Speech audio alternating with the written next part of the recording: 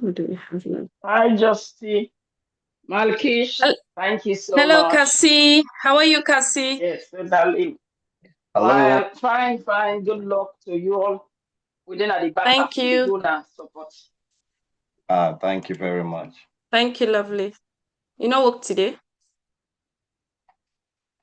I'm all home, Dila, but work again. I'm guarding at this one. if each day around, make it share the YouTube link here, so go just continue for forward. Yeah, okay. I just go live, so let's Okay. think, and then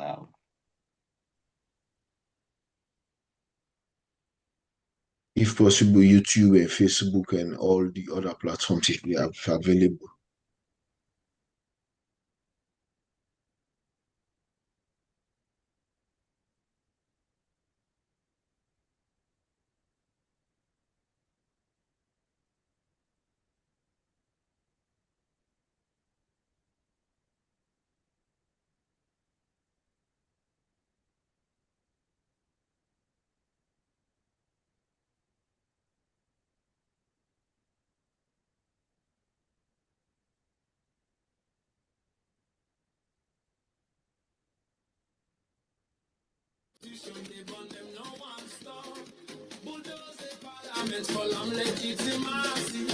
But now blame me like criminality.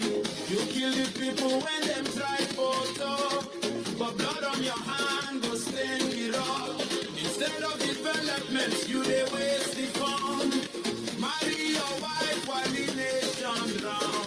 Hope opposition go unite for liberation. But people hiding their minds. You bend the law, but you still there. Salone go shine one bright day. Colonel Kanu rape them way one low.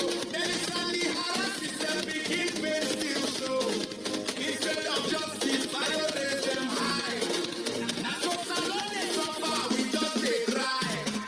Now they mash up the young generation. But your family they scream like corruption. You run most wanted, not the law. Cabinet they dance, but you blind to the law. Good morning. If you're just joining us, this is the One Salon Global Town Hall e-meeting. We are just going to be starting in a moment, so just be patient with us. You're in the right place. We're here and we are ready to move, but just give us a minute. But good morning from my end and good afternoon to those from different sides of the world, as well as good evening. But welcome, welcome, welcome. We will start in a little bit. Thank you.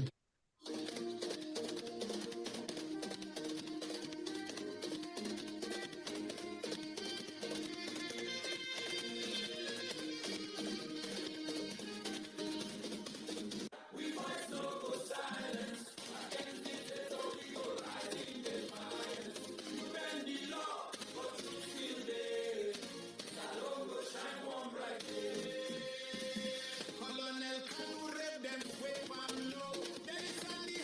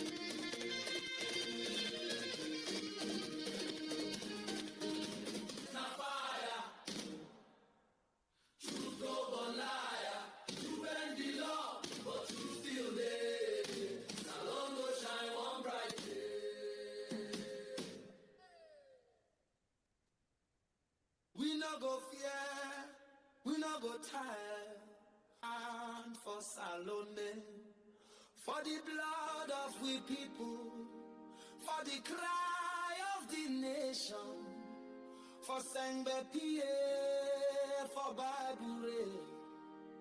This fight free now for free. Violence against dictator, we go rise in defiance. You bend the law, but you still there.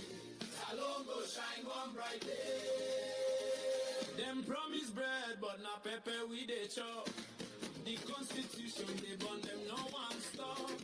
Bulldoze the parliament for legitimacy, but now blame like criminality. You kill the people when them try photo, but blood on your hand go stain it all.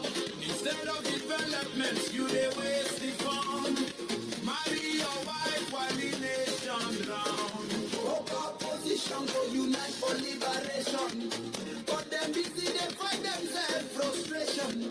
Now the people they cry, we are they stand, but them leaders no three join hand. Corruption big na the president's office. Fake receipts for troubles na daily practice. They promote violence, silence, opposition. Now so them they kill with democracy. We voice no go silence. Against dictator we go rise in defiance. You bend the law, but you still there. Salone go shine one bright day. Colonel Kanu rep them sweep and low. Then it's on the harass system begin pain still show. Instead of justice, violate them high. Now so Salone is so far, we just they cry. Drop them mash up the young generation. But your family they swim inside corruption. Europe most wanted, not in law. Cabinet they dance, but you blind to the law.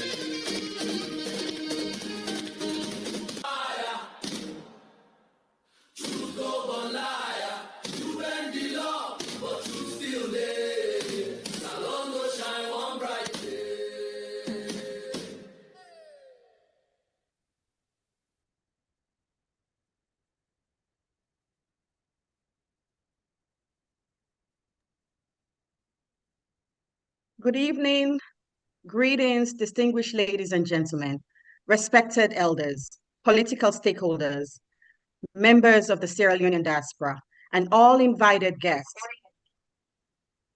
that are joining us from across the globe. On behalf of the One Salone Global Protest Movement, it is my distinct honor and privilege to welcome each and every one of you to this very important e-town hall meeting.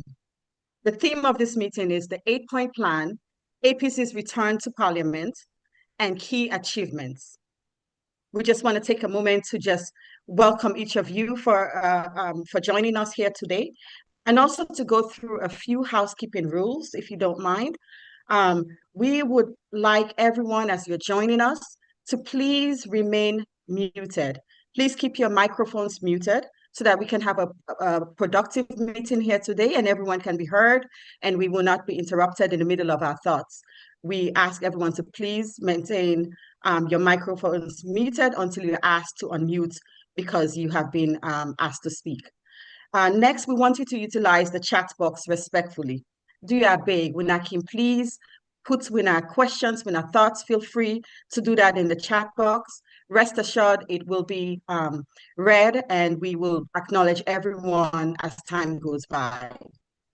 So we also want people to respect the time limits as we go forward. We will be allocating time so that we will be able to move in a time-sensitive manner and not be here all day. So we are going to be insisting on certain times. So please know that it's in the best interest of this meeting to be productive. we're going to have to insist on those time limits. And we want everyone to please know that you're all very much important and valuable members of this community. So please feel free to participate accordingly. Bear with us. So, ladies and gentlemen, my name is Madam Franca Jallo. I am a community advocate, a businesswoman, a civic leader, and a U.S. Department of Justice accredited immigration legal representative with over 2 decades of service dedicated to advocacy, justice, and community empowerment. I currently serve as the women's leader for APC Carolina chapter, and I'm also the APC USA Women's Wing legal advisor. I'm also a candidate for president in APC Carolina chapter, and I'm also proudly standing here today as one of the founding members of One Salone Global Protest, a movement born out of our collective passion for democracy, accountability, constitutional order, peace, and good governance in Sierra Leone. We did this out of love. We did this because we wanted the best for Sierra Leone. Like many Sierra Leoneans across the diaspora, my commitment to our beloved Sierra Leone comes from a place of love, concern, and deep hope for Mama Salone. We believe Sierra Leone deserves transparent leadership, democratic integrity, justice for all citizens, and a future where every voice matters, regardless of political affiliations, tribe, religion, race, gender, or social status. Tonight's gathering, it's not simply another political discussion. It's a civic engagement. This platform is meant for us to engage civically. It is an opportunity for truth, reflection, accountability, dialogue, and national unity.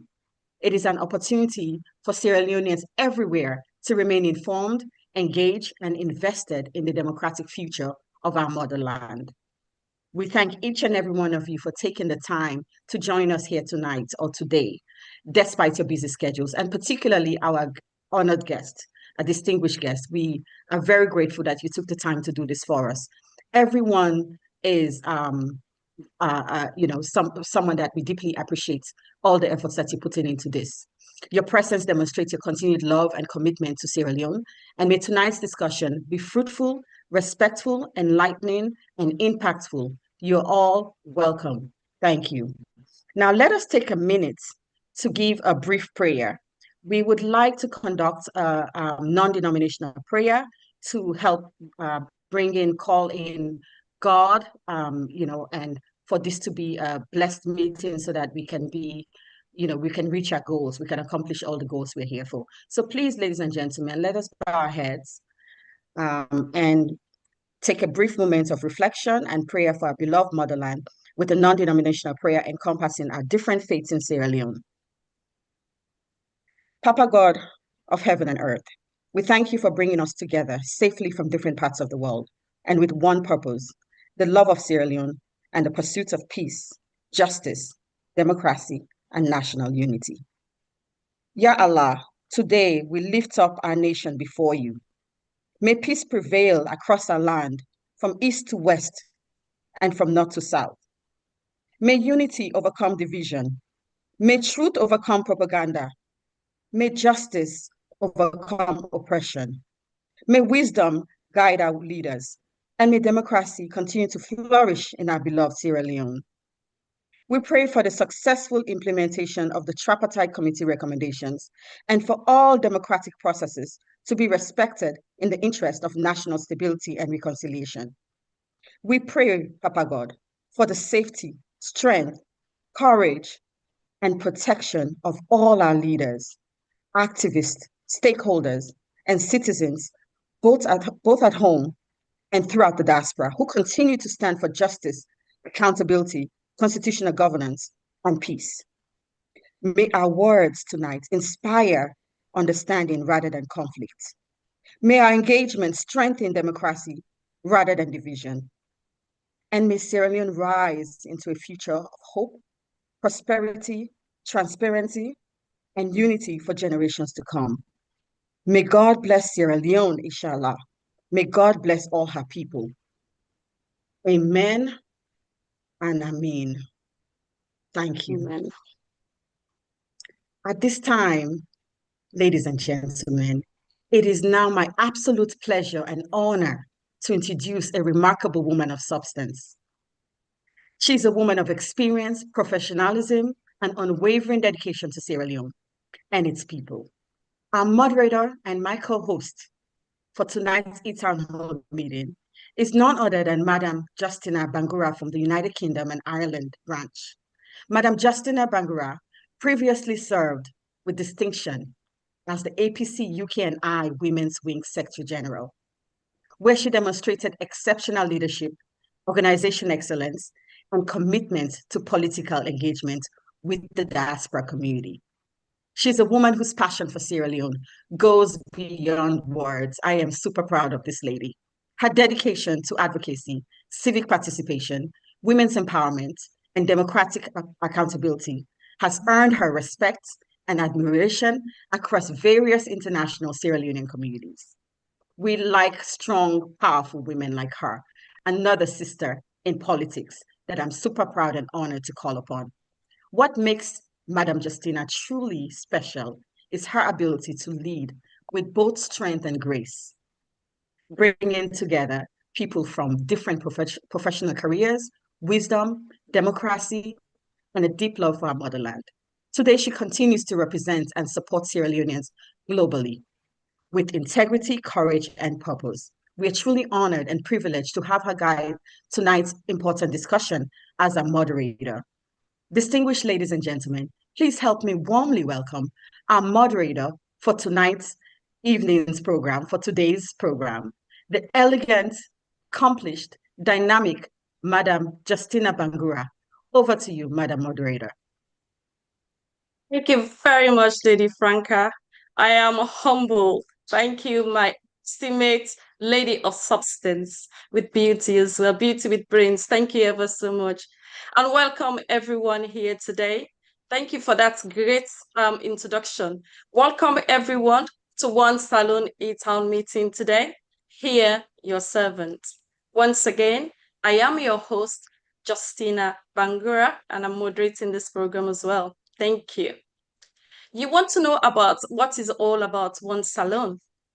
Now, One Salone is a lawful nonviolent democracy focused campaign centered on the fully implementation of the tripartite recommendation and the +8 plans recommendation.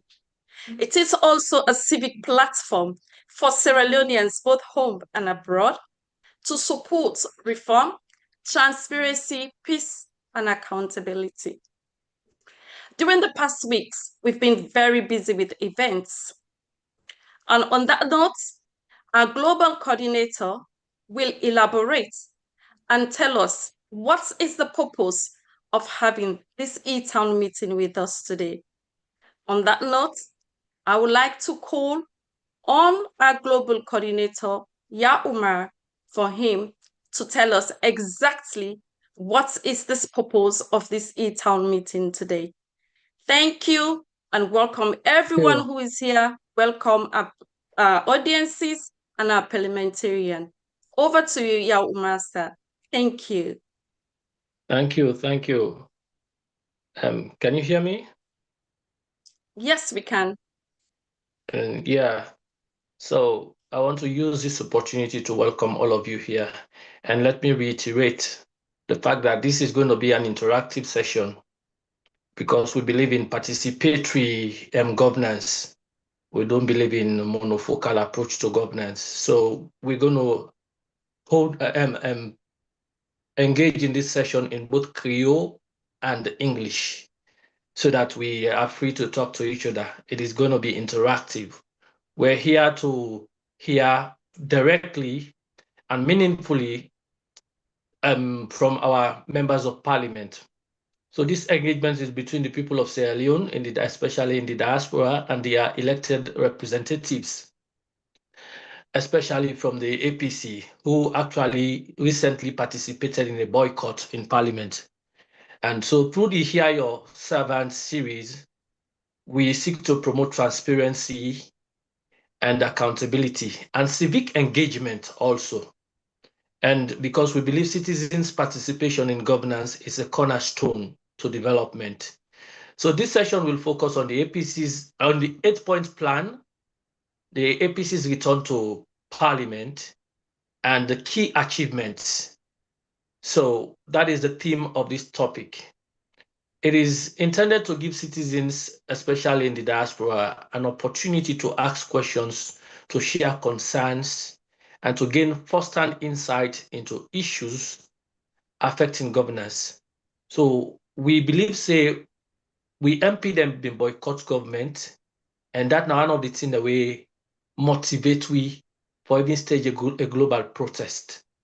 But because of that one day, now they don't return na parliament. We got a lot of misgivings and doubts. Some people understand the reasons why they return. Some people not doubt. Some people they in doubt. Some people not trust the process. So we say, well, let's plug off that gap there. Let's create an interactive session where the MP themselves, headed by the minority leader or the leader of the opposition in parliament, go come and engage with citizens, Sierra Leonean citizens in the diaspora, but can't tell we waiting at the takeaway we'll get. And for can probably provide an insight into the visit of the moral guarantors. We left with 8-point plan and the entire tripartite as a whole, because these are the people who actually started with the protest. So we're here basically to hear from them and probably to ask questions and make comments and concerns regarding that. So as One Salone, our mission remains rooted in uniting Sierra Leoneans across the world and around constructive national conversations so that we will get collective responsibility from we people and from among we self for the betterment of the country. So we encourage all participants for engaging respectfully into this session and thoughtfully, and follow we all know so we get to be patriotic in this, because this is born out of the patriotic imperative. Without further ado, Madam Moderator, we are here to hear from our MPs and to ask them questions relating to our doubts, our concerns, and our fears. Thank you. Thank you very much, Yauba, for that descriptive information of why we are having this E-Town meeting today with our servants. If you allow me, ladies and gentlemen, my audiences, I'm very proud and I'm also happy to introduce to you our honorable servants that serves in our parliament in Sierra Leone, representing fully the APC. As such, it is a pleasure for me to introduce them accordingly. I would like to introduce, first and foremost, Honorable Amfa Sori Koroma. Honorable sir, would you like to say hello? Yes, good afternoon and good afternoon, One Salone, and good afternoon to all the respective audiences here. Fantastic. We are pleased to be in your presence. Thank you very much. We're pleased to have you as well. And also, I would like to introduce the dynamic, the Iron Lady, the bold and the fearless, Honorable Aminata Sisay. Honorable Aminata Sisay, could you say hello to the audience, please? Thank you. Hello, good afternoon, everybody. Good afternoon, our APC sympathizers and supporters, both Sierra Leonean as a whole, all around the world. Good afternoon. Thank you very much. We're pleased to have you. I would like to also introduce Honorable Ibrahim Barry. Hello, sir. Could you... Yes, good afternoon. Thank you so much to our diaspora. I'm very happy to be here. Thank you so much. Thank you. You're welcome.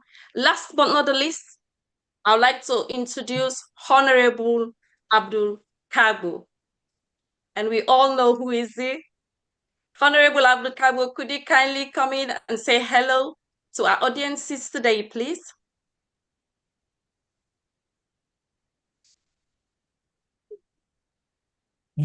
You're muted, sir. You're muted. Can you unmute yourself? Yeah, let me first seize the opportunity to express my profound thanks and appreciation to One Salone. You know, you have stood the test of time.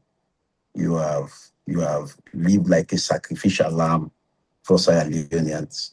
It was Mother Teresa who once said, life is not worthwhile until it is lived for others. And that is what you're doing. So I want to, on behalf of the Parliament, of the opposition in Parliament, express our profound thanks and appreciation for your selflessness in ensuring that we have a correct system in our country. And I also want to thank all Sierra Leoneans in the diaspora and at home who have also paid keen attention to what is happening in our country. So I want to thank you for this opportunity, and I want to say hello to everybody. Thank you very much. As you all know, our audiences, we have various topics for our leaders today.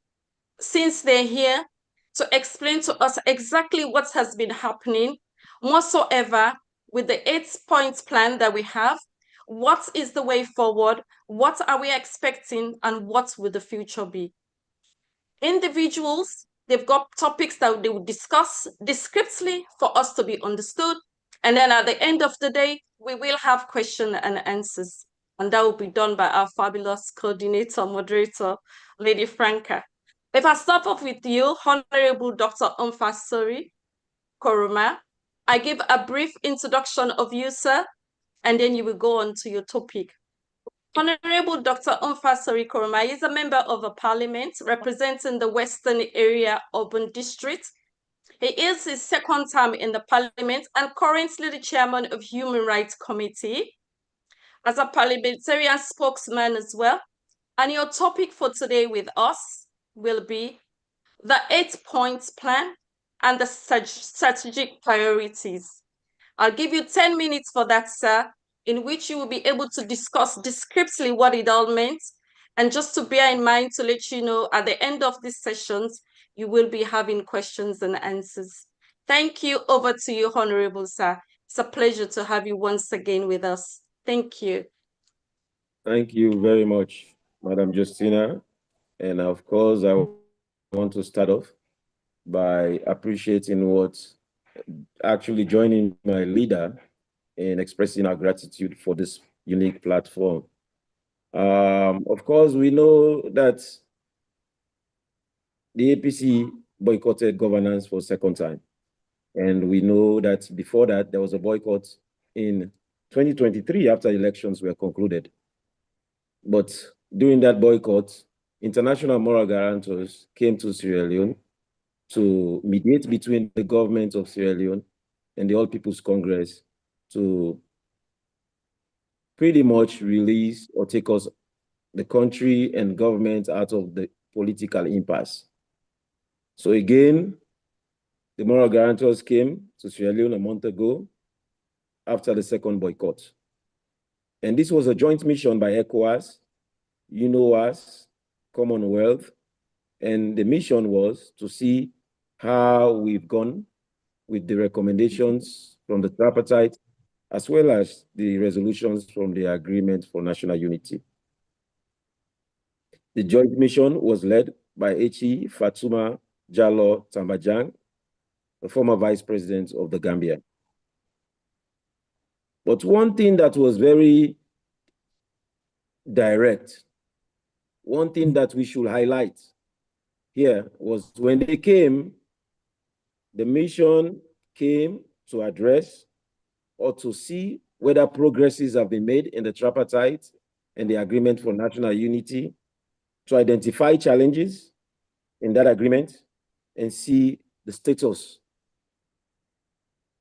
of the country in that agreement. In their statement, the mission expressed the commitment by government and the APC to deepen collaboration. They also wanted to see how trust could be renewed, and they also wanted to envisage how we can build consensus to sustain dialogue. We wanted to see how we can improve information sharing and how this information sharing could be inclusive so that decisions made will be inclusive and be taken by both parties. So one thing the mission made clear was that they are or were in support of whatever was in Parliament, which was the constitutional amendment of 2025. And they said that when the mission convened and facilitated dialogue between the governments of the APC the government and the APC to resolve institutional and operational issues. I want us also to highlight institutional and operational issues. And the institutional and operational issues were with the steering committee. The steering committee was a committee that was set up, chaired by the chief minister, that eventually we as a party suggested that it should be co-chaired by our lead negotiator, who is Dr. Kaifala Mara. So when the mission came, they said they came to resolve institutional and operational issues with the tripartite steering committee through restructuring and expansion of the committee to ensure balanced representation of the parties. They also emphasized that constructive dialogue and information sharing and inclusive decision-making should be one that should be seen. So over the days that they were here, both parties, that is the APC and the government, at the end of the dialogue, agreed to 8 recommendations. And first and foremost, the government should engage the leadership of parliament to urgently set up the Parliamentary Standing Committee and also to see how the agreements of national unity and the tripartite recommendations should be incorporated into parliamentary activities and laid in the table of parliament, as well as to see how it is ratified.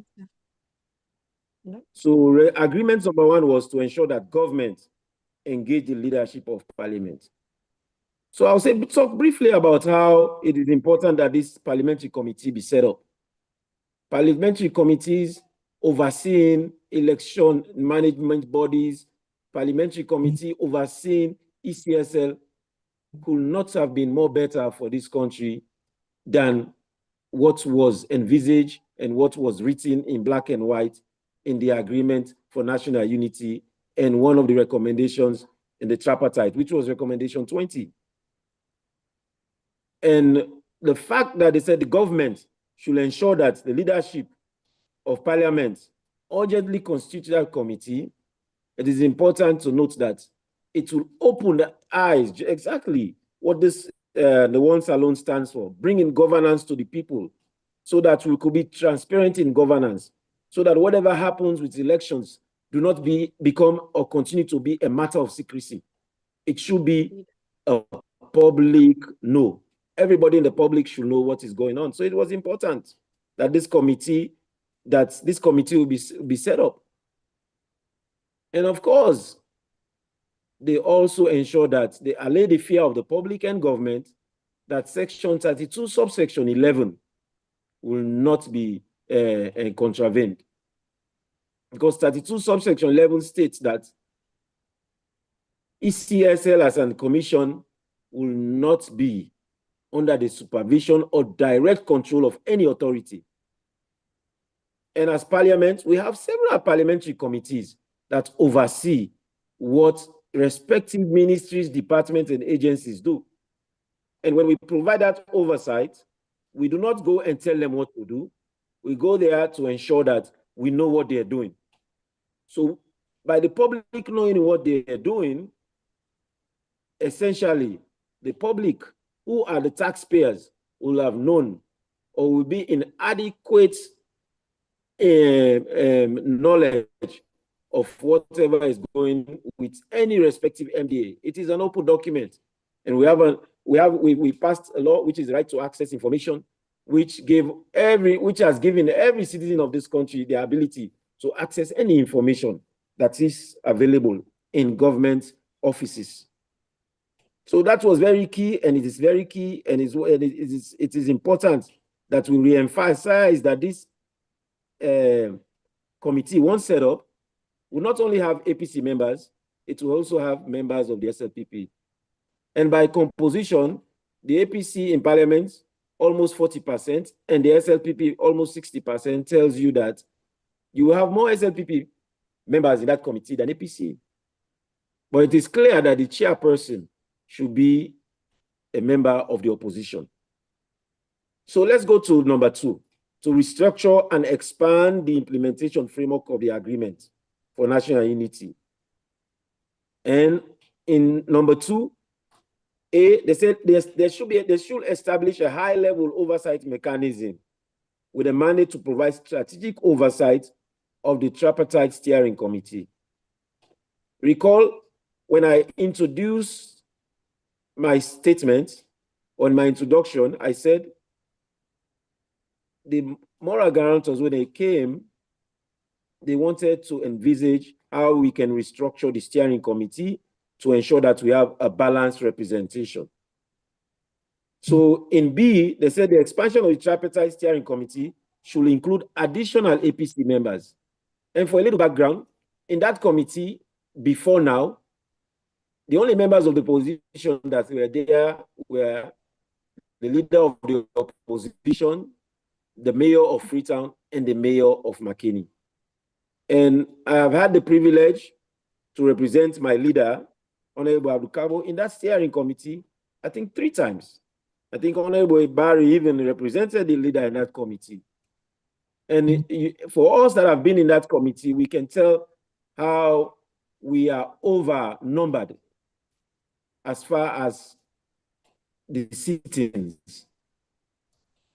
And indeed, in that committee, most of the time, we do not have enough time to even dialogue or even collaborate or talk on issues that are of matter of importance.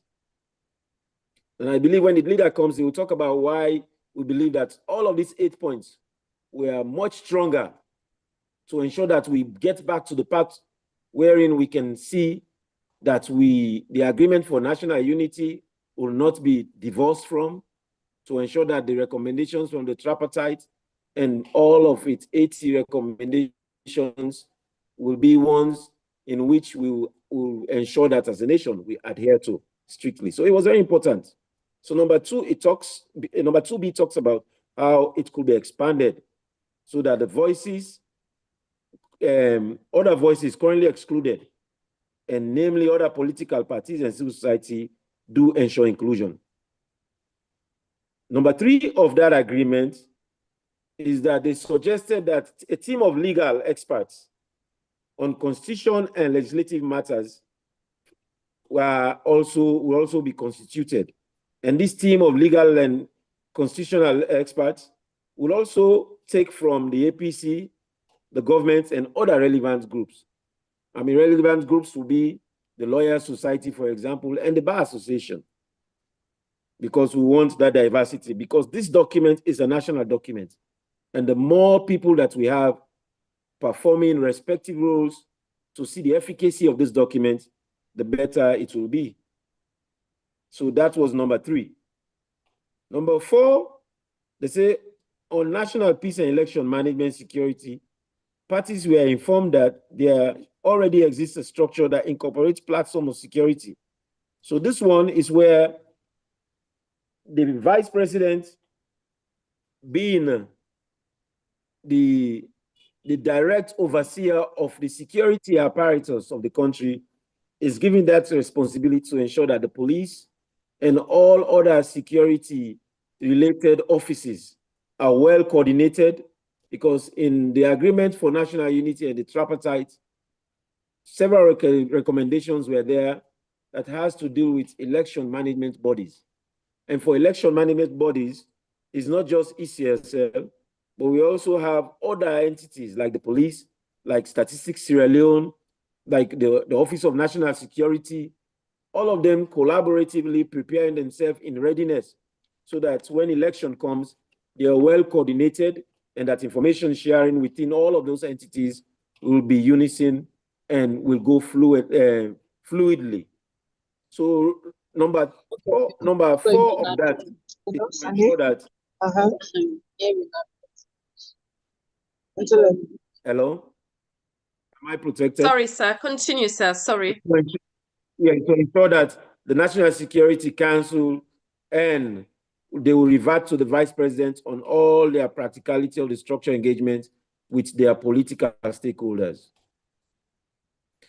Number 5 is a proposal on the electoral system.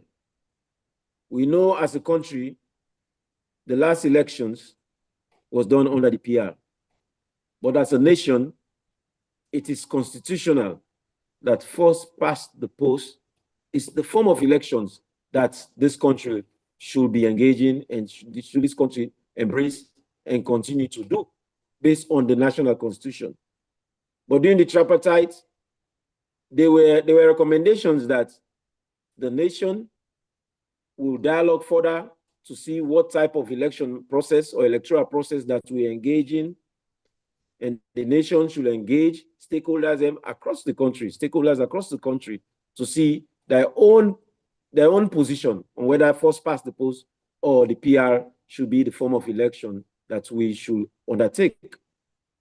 But of course, it has been in the public view that when the tripartite steering committee set up a secretariat headed by Golokata, went across the country and engaged with stakeholders across the country, among which are paramount chiefs, among which were civil society organizations. The report that came is that a majority of the people preferred first past the post. When the engagement was done with the civil society organizations, at the conclusion of that engagement, 56% of the civil societies present suggested that we stay with first past the post. And 28% of those present suggested that we do a PR. Similarly, when the paramount chiefs were engaged, unanimously, they supported that we stay with first past the post. But the engagement is ongoing with other bodies. And I think it is an engagement that is important to be held, but it's also an engagement in which we believe that the voice of the people should be respected. Indeed. So number 4 is about, how am I doing with time? Is it already 10 minutes? I think you've gone past your 10 minutes. So we'll give you just 2 minutes, sir. So you will wrap up with us. Thank you. Yes. So number 6, absolutely re-emphasize the essence of population census. And among the key demands of the APC was to ensure that we see how the census results of this year, census of this year, 2026, be used to inform the elections that comes up in 2028. And that was addressed, and it was further addressed in the last part, in the paragraph after number 8, that the mission encourages all parties and stakeholders to work together on the use of census data, including for electoral governance and development ahead of 2028 general elections. So this is a situation that we are calling on government to open their hearts to ensure that the right thing be done. Because if we can recall, the last decennial census that we had as a country was in 2015. And the one that we had in 2021 was a midterm census. And 2026 census will definitely give us as a nation a current situation of the population of this country and the distribution of our population across the country. So this is a situation where we are calling on government to ensure they do the right thing on behalf of the people. And number 8 talks about tripartite and the restructuring of ECSL to ensure that recommendations from the tripartite, especially recommendation 36, be followed. And recommendation 36 speaks to seeing how commissioners that conducted the last elections their activities will be visited, activities should be reviewed, so that if they see that their roles in that last election was strong enough to inform that they should be set aside, then that is a decision that this country should make. But again, the setting up of the standing committee in Parliament will ensure that we as a nation will have an open book on what is going on in ECSL. We'll have an open book on what has happened in the ECSL. Will also guide the decision that we will take as a nation moving forward as we approach 2028. And finally, but not finally, 8 tells us that because of all of the foregone agreements, the APC will agree to end their boycott and go into governance. So I thank you very much for giving me the opportunity to revisit and highlight the 8 agreements between both parties, which is the government and the APC, to see how we can get back on track, on the path for national unity, and to ensure that the 2028 elections becomes an election that will not be the same, will not be a mirror of what happened in 2023. Thank you very much. Thank you very much, Dr. Sanfa. Sorry, Koroma. Thank you, sir. We tell you thank you for this descriptive and very, very clear understanding of utopic. So this is a good way for to understand what's in the happen in we country, what you don't do, and what is the importance of one and one. It is very important for us to strengthen our institutions, not only to strengthen them, but also for us to have trust on these institutions. Because what's to make I say so, we just voted Diana London a few days ago. We'll all go vote and go back now. We also sit down serve one, waiting to because we trust on the system. We're not there for sit down and say, oh, then go rig and that.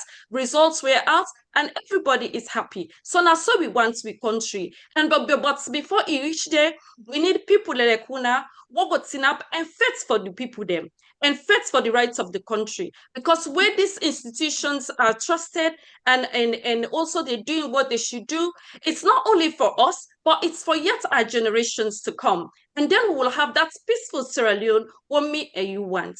So I tell you, boku boku thank you.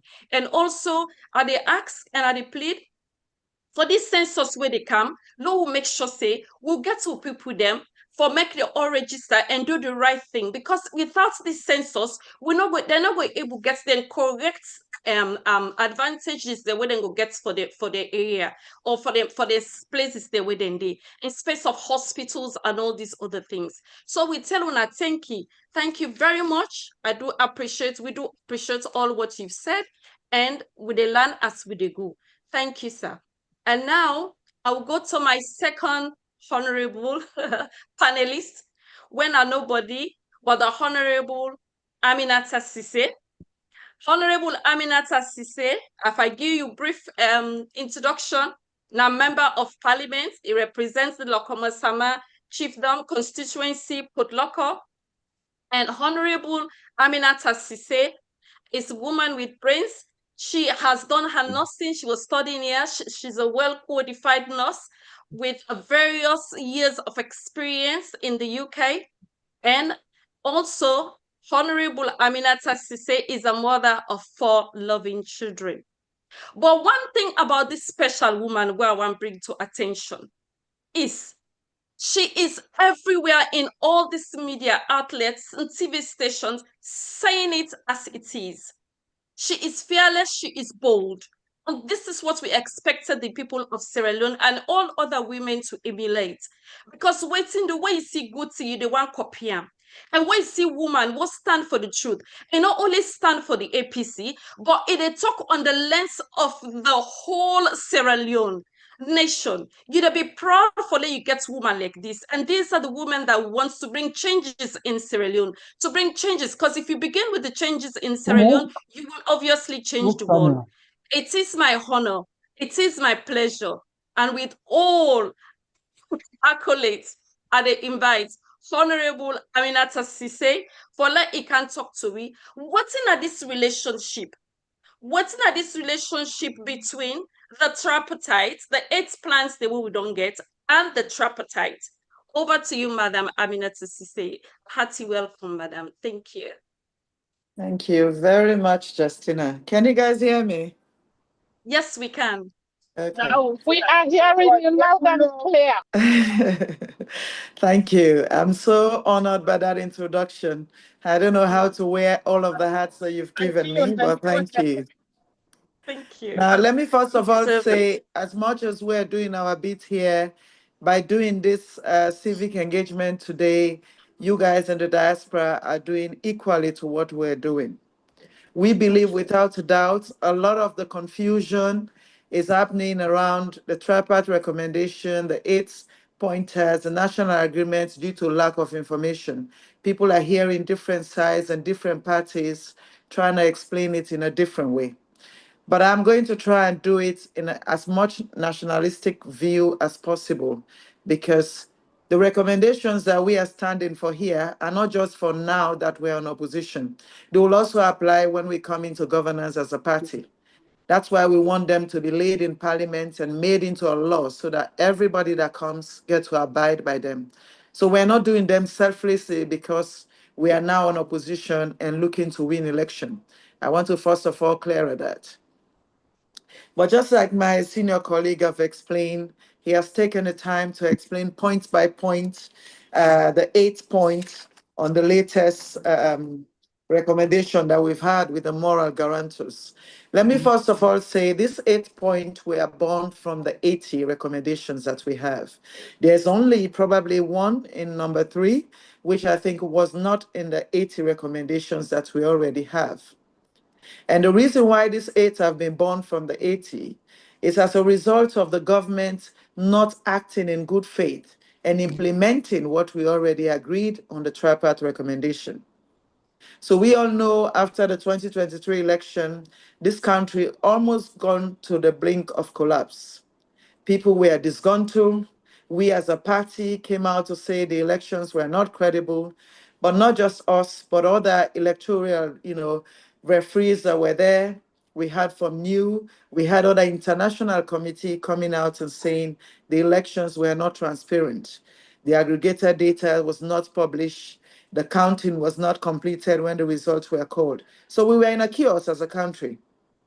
That led to us coming together and sitting with the government, we as opposition, being the only opposition in parliament, as they have already, managed to stifle the other parties due to the PI system. It was just us, the APC and the SLPP.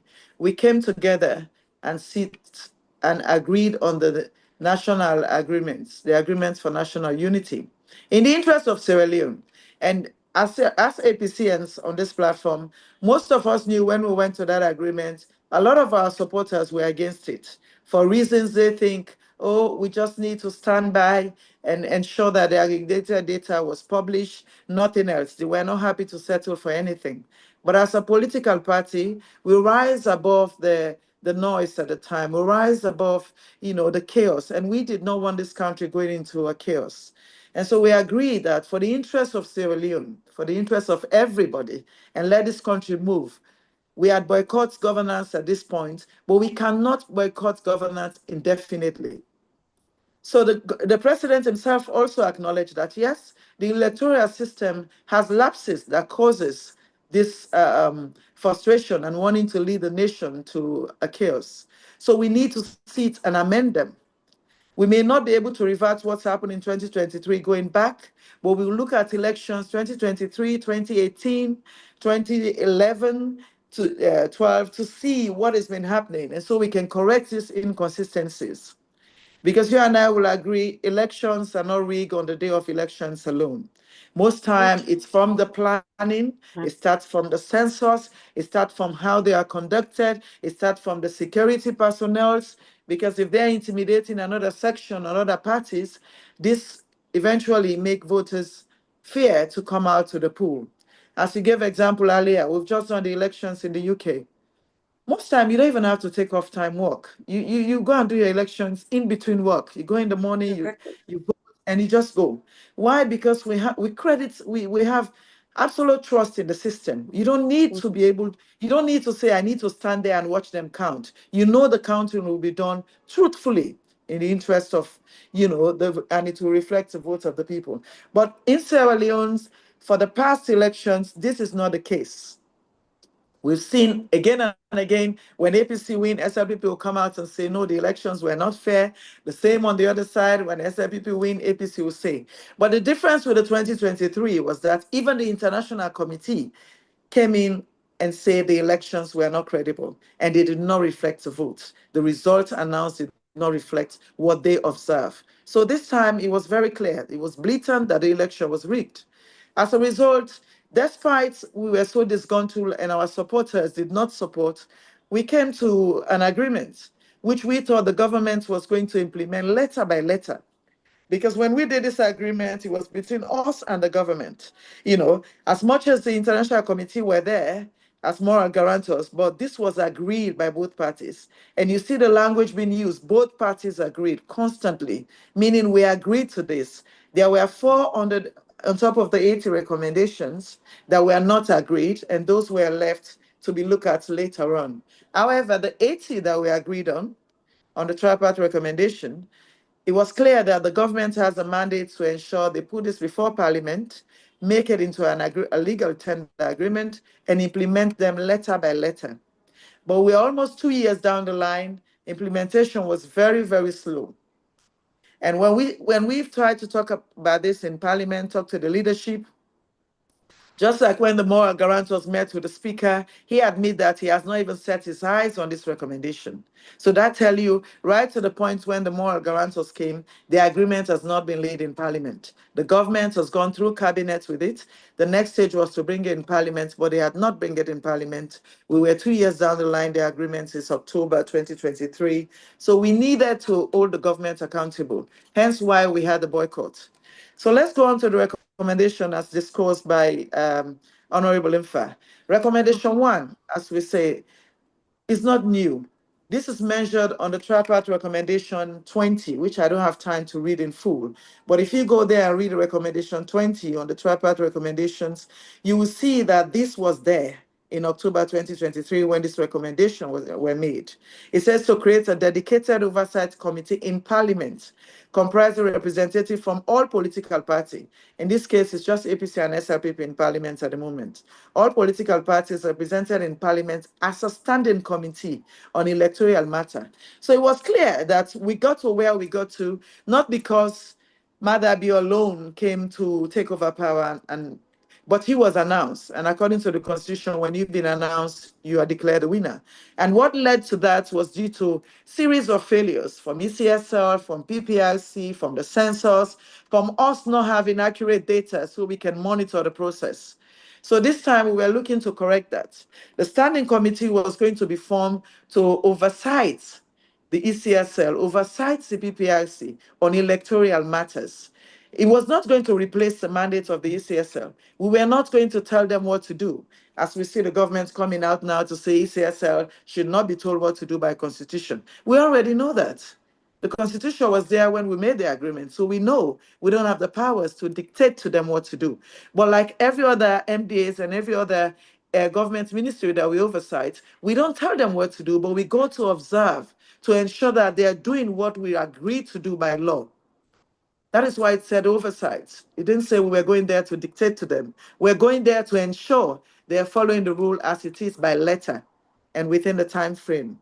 So that is why this committee needed to be set up, headed by the opposition in Parliament, which in this case is the APC.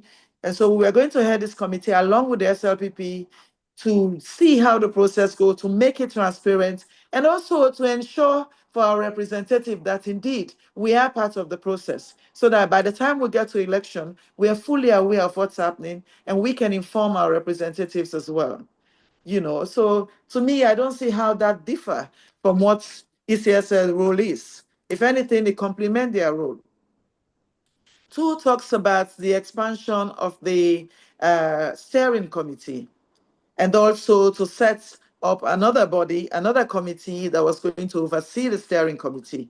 Again, this is because light is just gone. That's good. That's okay. Let's open the window. Okay. So like we were saying, in 2, it's talking about when we made the agreement, as I said earlier, it's between APC and SLPP. And during the agreement of national unity, we were equally represented. 7 members from the government, SLPP side, 7 members from APC. And we agreed after all the recommendations, the way to implement it was to set up a tripartite steering committee to implement these recommendations and oversee. So we expected, or it was agreed that it was going to be equal representation as well on this steering committee that was going to oversee. But what we saw instead was a 70-30% ratio, where the government had up to about 9 members and APC only had 3. members in that steering committee. And these members were not elected because they were APC. In fact, they were taken at random because of their position.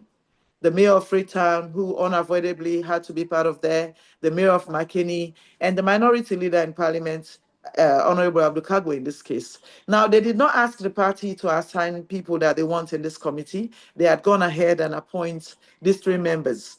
But also, as you can see, 9 against 3, that's about 70-30 ratio, which is not, again, it does not show in good faith how they want us to work as a team, as we've agreed in the agreement. On point number 3,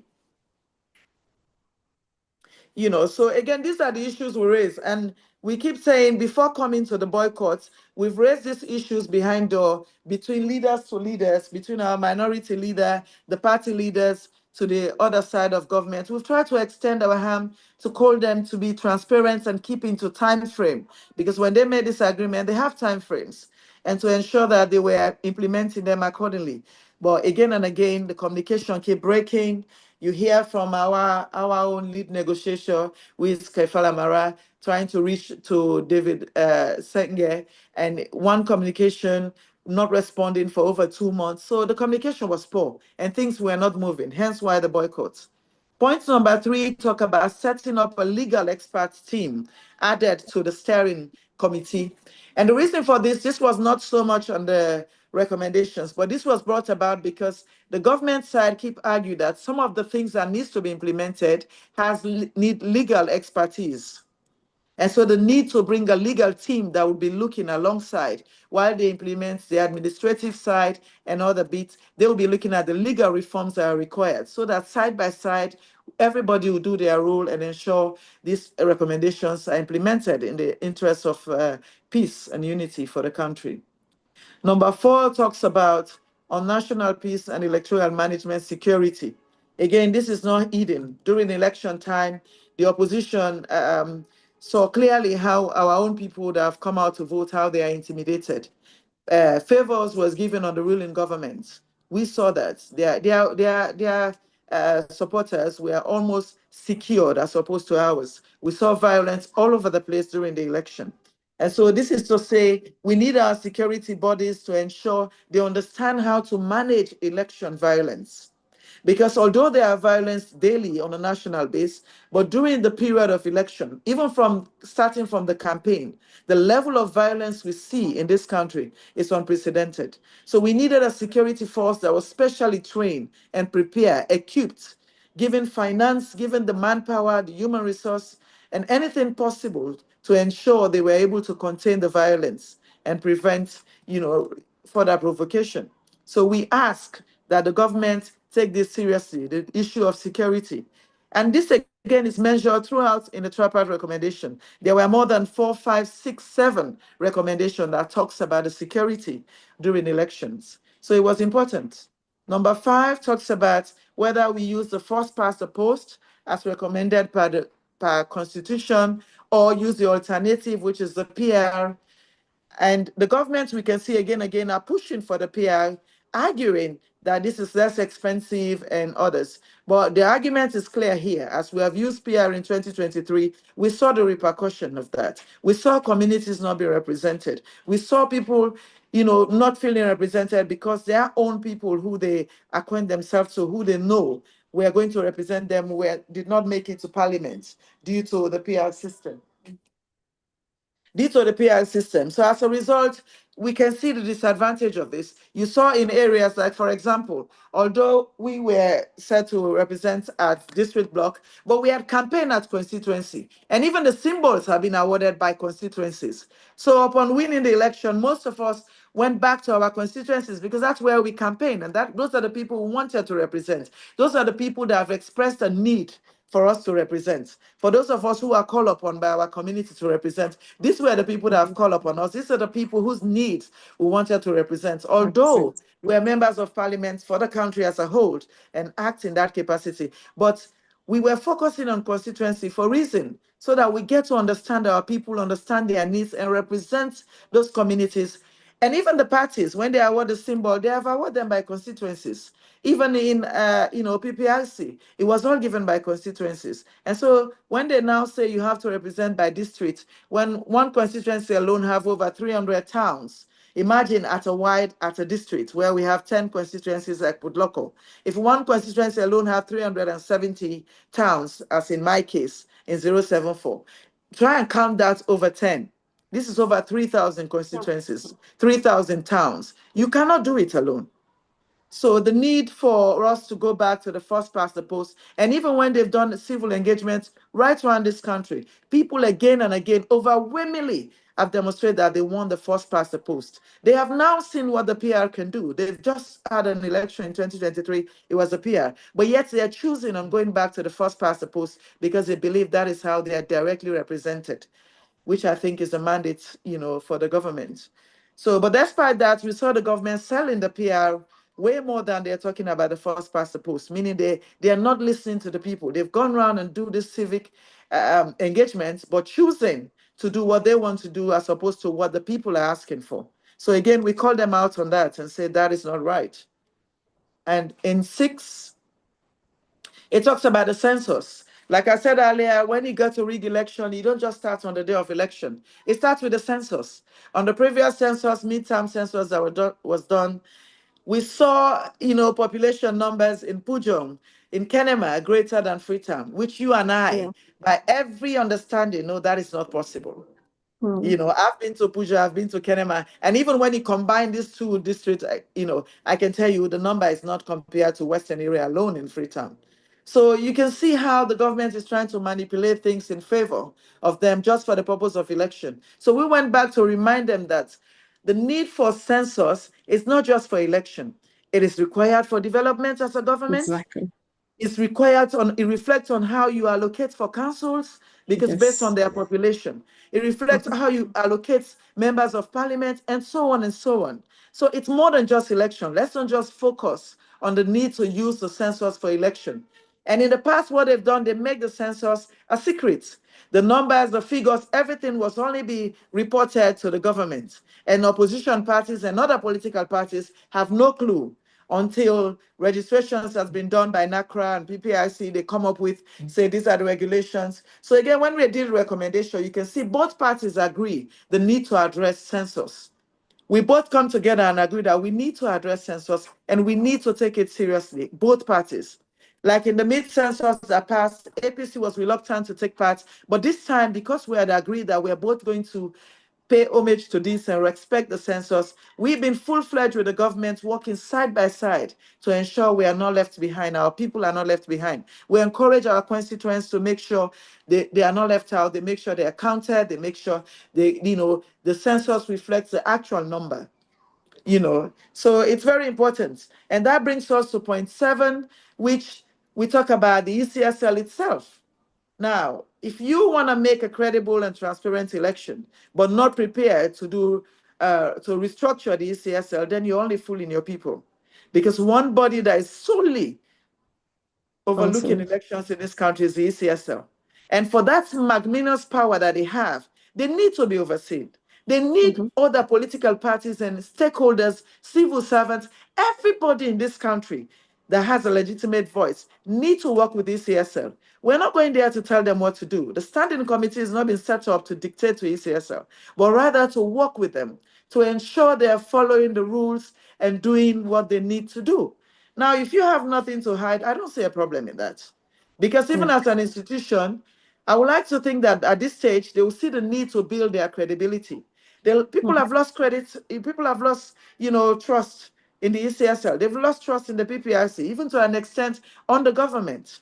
And so any responsible government will know that this is a serious issue. If you have your people who are going to vote not having trust, in fact, people in this country now, they talk, say, well, election at 10 year. We know say anybody will at 10 year. This is making them reluctant to come out and vote. This is going to discourage them to believe in elections, let alone register or take part in census. We don't want that. because that's going to lead to another chaos in future. And so we're not saying only because we are now in opposition, but we know we are opposition waiting to take governance. And one day we will be in that driving seat too. We want to make sure the people have trust in the government, in the ECSL, and all the process around election. So that is why recommendation 7 has remind the government again the need to make sure the Chart and Nomination Committee is set up as soon as possible. And they have a mandate that within 6 months, they should have set up the criteria by which they are going to assess applicants and then interview applicants and submit the 3 finalists to the president. Again, this does not go against the Constitution. The president's mandate to elect is still standing firm. At the end of the day, having given the 3 names to the president, he's still the fountain of honor. He's still the man who is going to choose one from those 3. Again, looking at the bodies that have been asked to be part of the Chart and Nomination Committee, they did not say opposition parties. We choose credible other institutions in this country because election does not only affect political parties, it affects us as a nation. And so the need to have it right rests upon all of us, civil servants, religious bodies, lawyer associations. All of these bodies are important to Sierra Leone. They play a prominent and key role to the peace and cohesion of this country. Why we thought of bringing them to be the referees in this.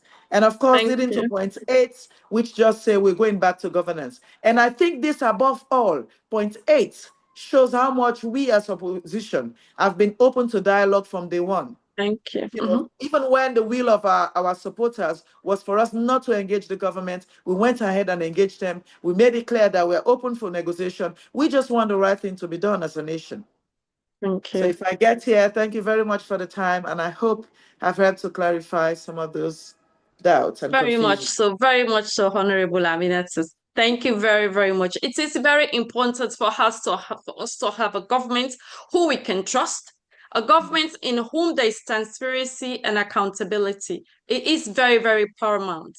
And also, I am pleading with you guys to make sure everything that you do, let's take it back to our grassroots. Let's inform our people because you are the servants of the people and you are there to represent them. Let us be generous with the truth this time around because when the truth is hidden, we cannot go anywhere. And then at the end of the day, our people will not have the urge, they will not have the trust for us to come out and vote for the party. So let's take this news as everything implies, as everything goes, the information, let's pass it down to the grassroots, back to native dialects, Intimini, Local, Limba, Soso, Fula.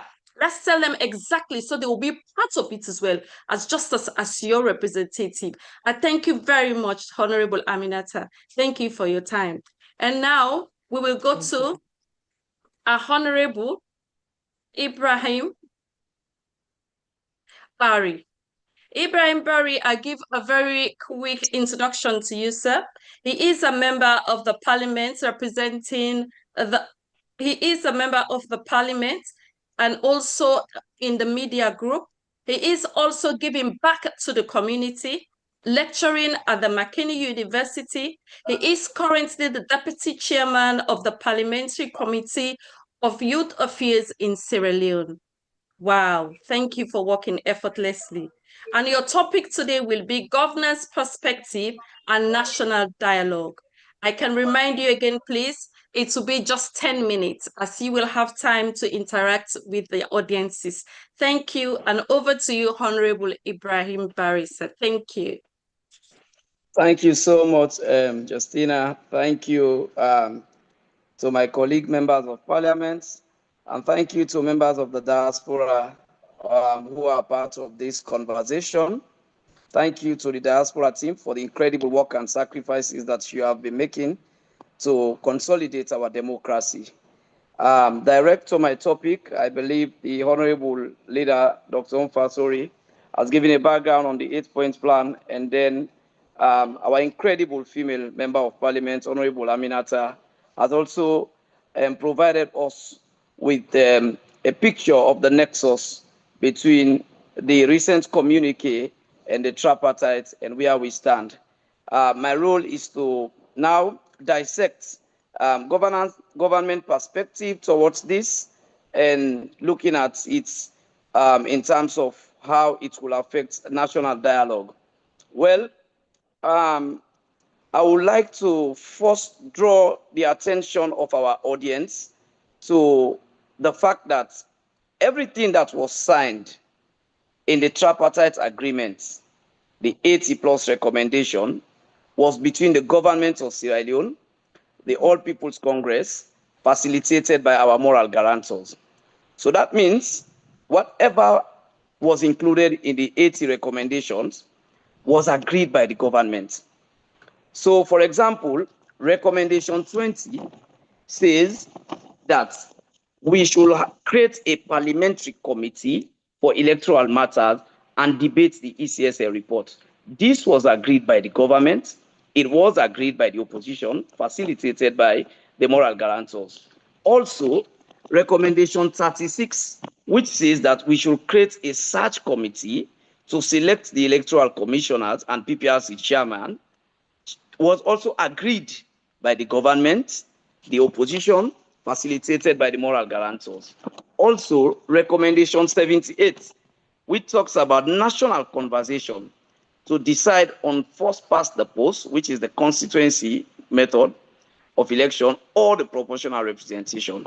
So the reason I am giving this background is for us to know that government was involved in all of this, and we agreed and signed to.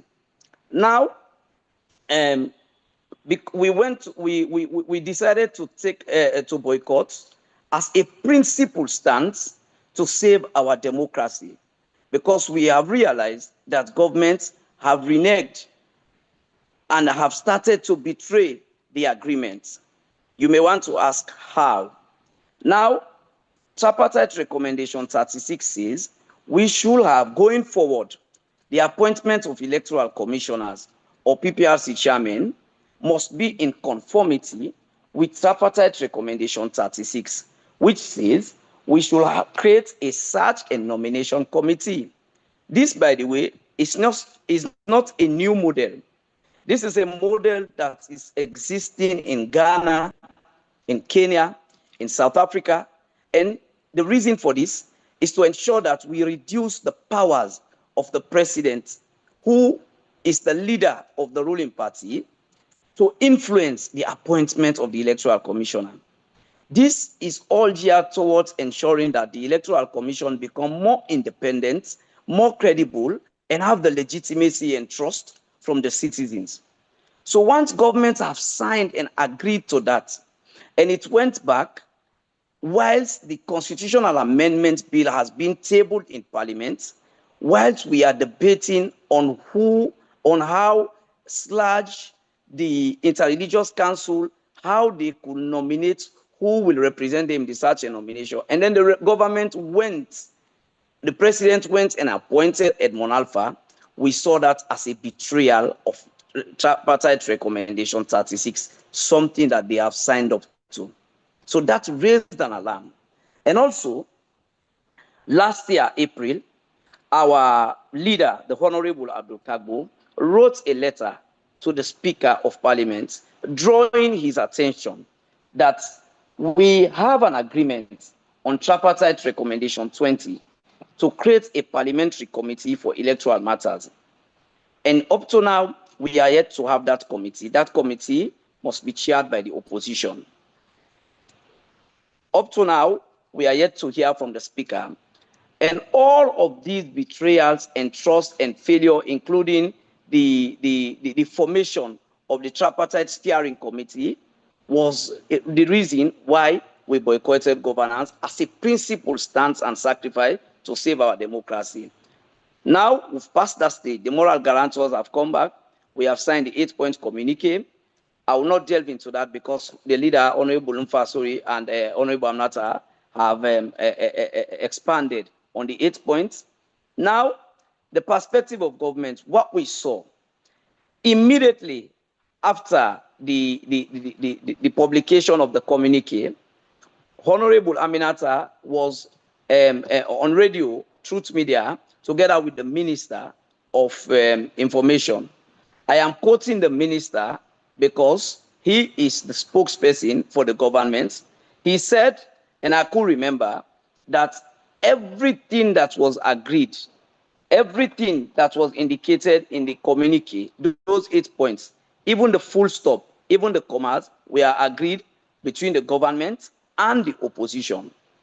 And it will interest you to know that when the moral guarantors visited Sierra Leone, together with the opposition, it was the vice president, who also doubles as the deputy leader of the SLPP, that led the government to the dialogue, including the Attorney General and Minister of Justice. But what we saw immediately after the publication of the communique, wherein the All People's Congress have committed to return back to governance and play our part, we saw media and publication from the SLPP secretariat that they are against the formation of tripartite recommendation 20, the formation of a committee in parliament to oversee the EMBs, not just electoral commission. We have to realize that the formation, the committee we are talking about here, is to guide and monitor EMBs so that we can consolidate our democracies. These include the NCRA, the PPRC. Now, they are citing section 3211 of the 1991 Constitution, which says, in the exercise of any function vested in it by the Constitution, the Electoral Commission shall not be subject to the direction or control of any person or authority. Now, where the government is, well, not the government, some section of the SLPP are getting this wrong, is that the committee in parliament will not be created to control or direct the ECSL or EMBs as how they could manage they could carry on their function. But it is there to ensure that they enhance transparency, because in as much as the ECSL has the independent responsibility to facilitate election, but they also have the responsibility to ensure that they are transparent, they are accountable, and they have trust from citizens. Because like Honorable Aminat has said, there are citizens in this country at the moment who are saying, we know they vote again because we don't know say now who votes, they need a counter. And that is dangerous. It is a very dangerous signal for our democracy. Many Sierra Leoneans' lives have been sacrificed for us to be where we are today. So nobody should have the audacity to undermine the credibility of our democracy. And that is why we as the opposition, main opposition, we know that we have to take a principled stance. We have to be strong in ensuring that we don't allow government to undermine the sacrifices that we have made. Now, I wrote a piece recently where I said, independence does not mean absence of accountability. The independence of the Electoral Commission does not mean that it should not be accountable to the people of Sierra Leone. And therefore, government failure or delay to ensure that we have the committee in parliament, which, by the way, SLPP members will be there. And in fact, they will have the number. The only thing is that the APC will, the opposition will chair, the leader of the opposition will chair that committee. And that, by the way, is to enhance legitimacy of the Electoral Commission, facilitate trust to ensure that our democracy is consolidated. Again, back to the topic on governance perspective, government has failed and has violated recommendation 78 of the tripartite, which says there should be a national conversation that should determine whether we should go by the proportional representation or the constituency. And I can guarantee you, and you also can verify that out of that national dialogue, the Paramount Chief, the Council of Paramount Chiefs submitted a position paper where they said for them, they prefer the constituency, the first past the post, because it gives them direct representation. It gives the people the power, including their chiefdom, to have somebody to talk to when there is a problem. Also, the civil society organizations voted among themselves on the PR versus the constituency, and they concluded, 57.9% concluded that they prefer the constituency because it makes it easy for the people to have a control of who their parliamentary representatives will be. And also, another importance of why governments need to ensure we have this parliamentary committee to regulate EMPs, recommendation 54 of the tripartite says, going forward, we need to ensure we use the NCRA, NIN, for voter registration. Who will monitor all of these things? Parliament has three fundamental functions. Section 93 of the Constitution gives Parliament the power for oversight over the executive. Section 97 of the Constitution gives Parliament the power for representation, represent our people. And then 105 of the Constitution gives us the power for lawmaking. So therefore, having this committee in Parliament will help to enhance our democracy and ensure that our elections are credible, as we have seen in Liberia, as we have seen in Senegal, as we have seen in Ghana. And therefore, to conclude on this one, I will say trust depends on government commitment. And government needs to realize that everything that was signed as part of the tripartite agreement was agreed between the government, the All People's Congress, and facilitated by the moral guarantors. And therefore, we will not countenance a press release from SLPP Secretariat, because we believed we went into agreement with the government, and that's why it was the vice president, who also, by the way, doubles as the deputy leader of the SLPP, that led and participated in the final communique that was released. So therefore, I will conclude by urging the government that nobody or no institution should have the power to reject or tweak the choice of the Sierra Leonean electorate, and that any attempt to do that will kill the efforts that so many people have made in ensuring that Sierra Leone becomes a democratically consolidated country. So once again, I want to thank you, and we look forward to the questions or comments from our audience.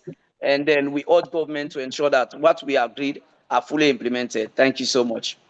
Thank you so much, Honorable Ibrahim Barry, sir. Thank you, sir. We do appreciate it. Thank you. I'll now call on Minority Leader of the Parliament of Sierra Leone, the APC, and also a member of the ECOWAS Parliament.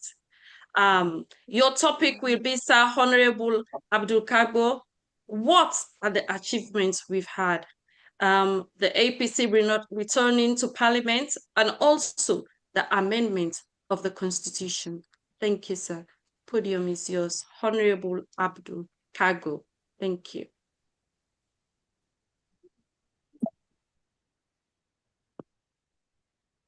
Yes, sir.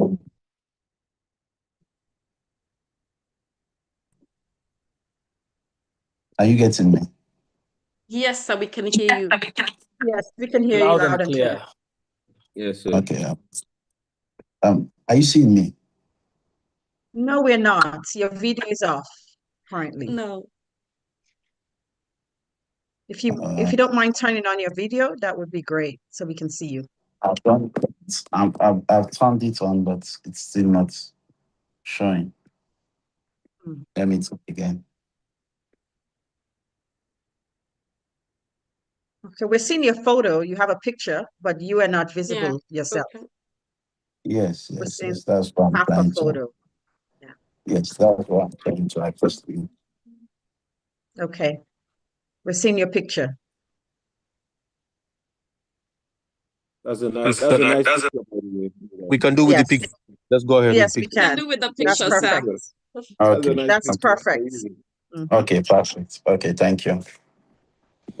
I want to again thank you for the good job that you're doing, and I want to thank my colleagues who have taken their precious time to explain, everything relating to the communique that was signed. I'm going to be a little bit political. I don't know how protected information shared here are.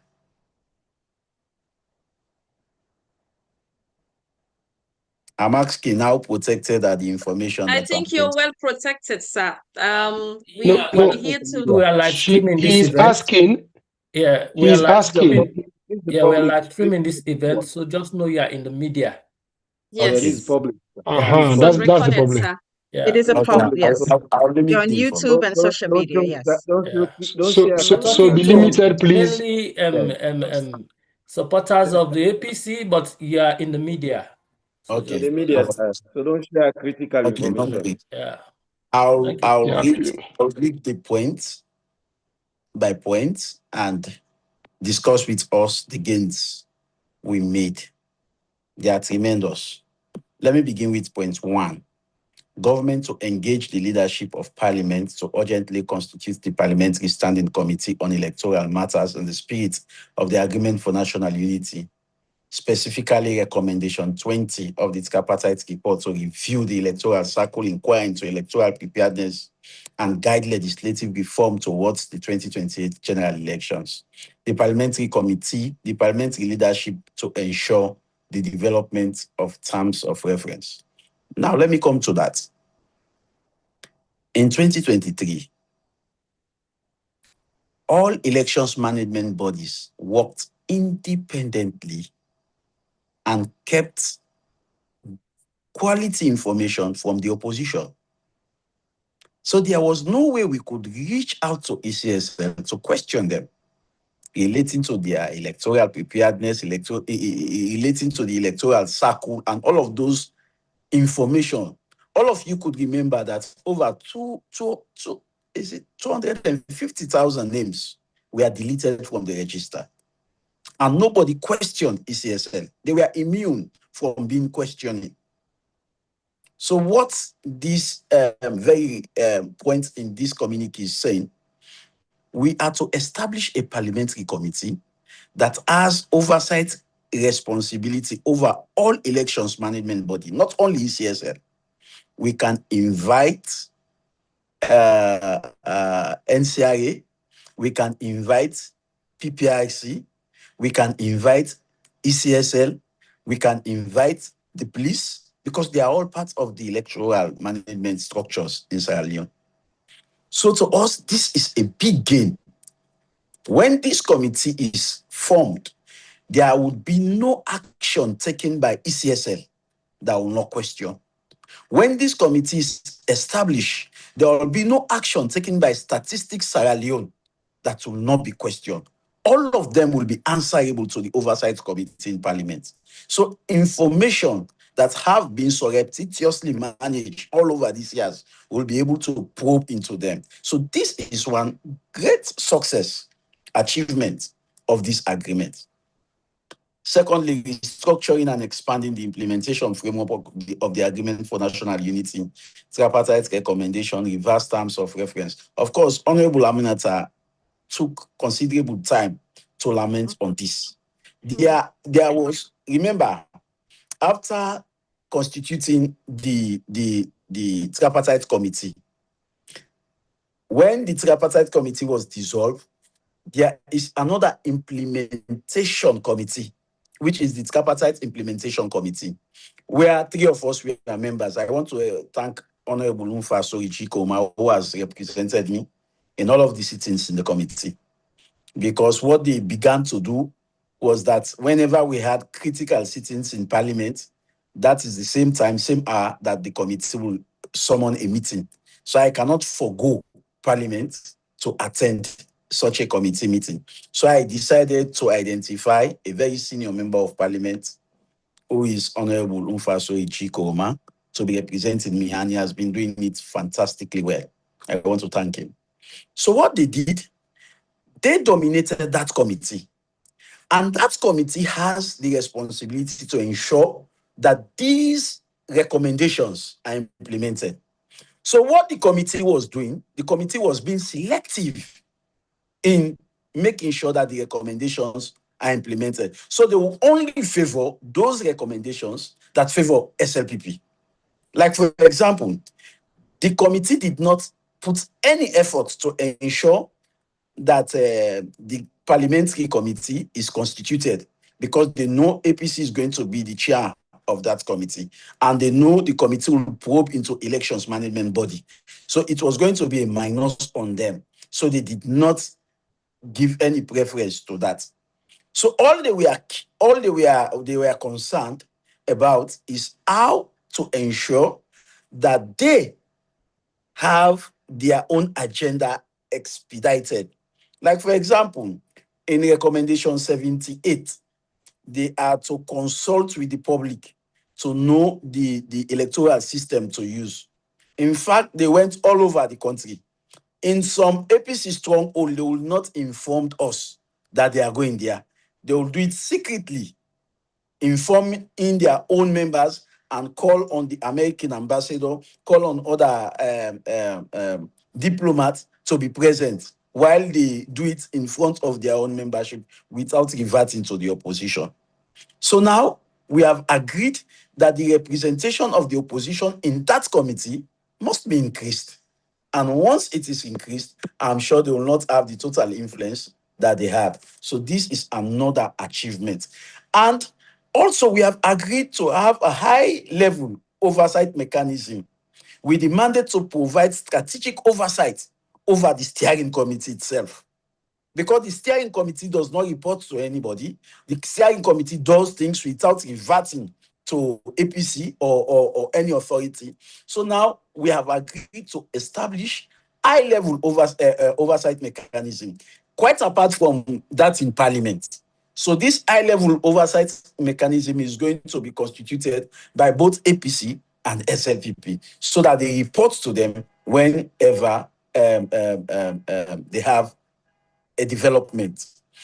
And on the tripartite committee also, we have decided to expand, not only to add APC members, but to ensure that we add political parties, civil society, to ensure inclusivity. Number 3, what did we gain? It says constitute a legal expert on constitutional and legal reforms with representation from APC and the government and other relevant groups. Prior to this agreement, they were amending the constitution without our knowledge. They held series of meetings amongst themselves, chose clauses to be amended, and we did not participate in that process. And if laws are amended and we are excluded from the amendment processes, it goes a long way to influence, because in Parliament, you do not bring new law, especially when the law is being brought by government. You do not add new things to it. You either amend it or you remove it. So they will come with only things that benefit them.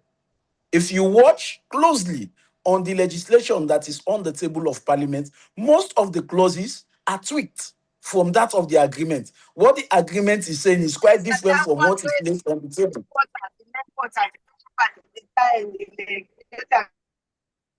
Am I protected?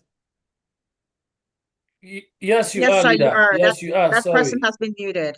Yeah. Thank you. Yes. So what they did, what the agreement says is quite different from the legislation that is on the table of Parliament for the amendment of the Constitution. Let me give you an illustrative example.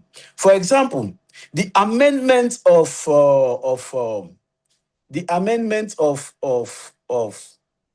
the Constitution, especially the qualification or how a winner is to be announced. In the agreement, they agree that for you to be the winner of a presidential elections, you must have half, 20% of the votes in half of the district. And you must have 50 plus vote plus 1 vote. So you must have over half of the total number of votes, and you must have 20% in half of the district. But what they took to Parliament is that you must have 20% in 2/3 of the district. Because they know APC will not have 20% in Kailan because of their intimidation, in Pujol because of their intimidation. So they increased the number of districts from half to 2/3. And they also say simple majority.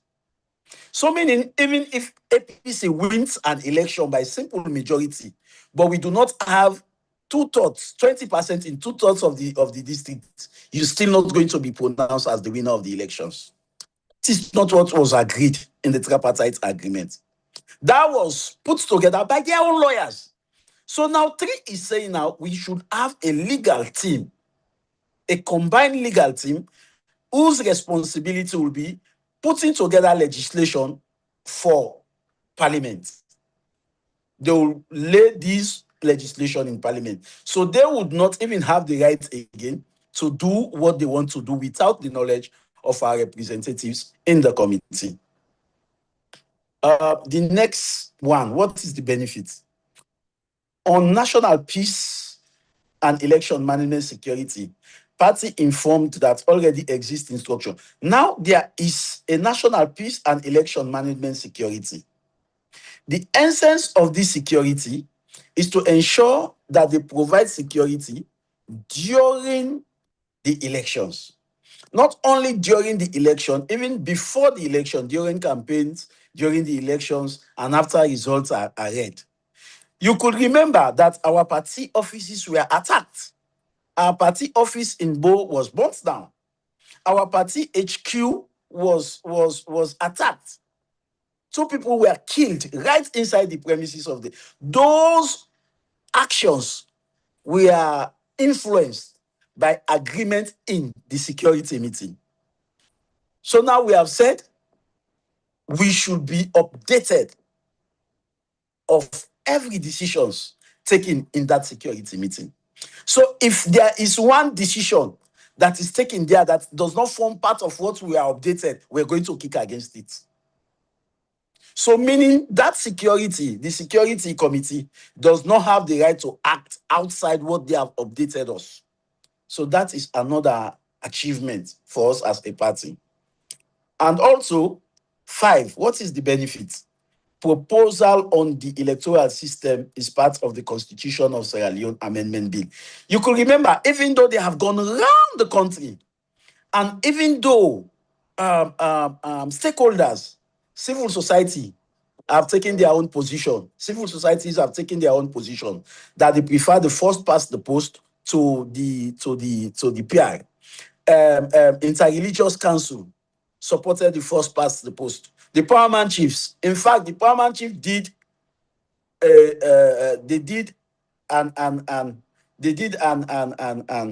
how do they call it? They did a presentation. They did a presentation, and in the presentation, it was very clear, very unambiguous that they all agreed to go by the first past the post. But at the end of the day, when they went with the constitutional amendment bill in Parliament, instead of prioritizing the first past the post over the PI system, they chose the PI system, which is quite against what the people wished. So this is saying now, we are not forced to go strictly by what is presented in Parliament. We should vote in Parliament.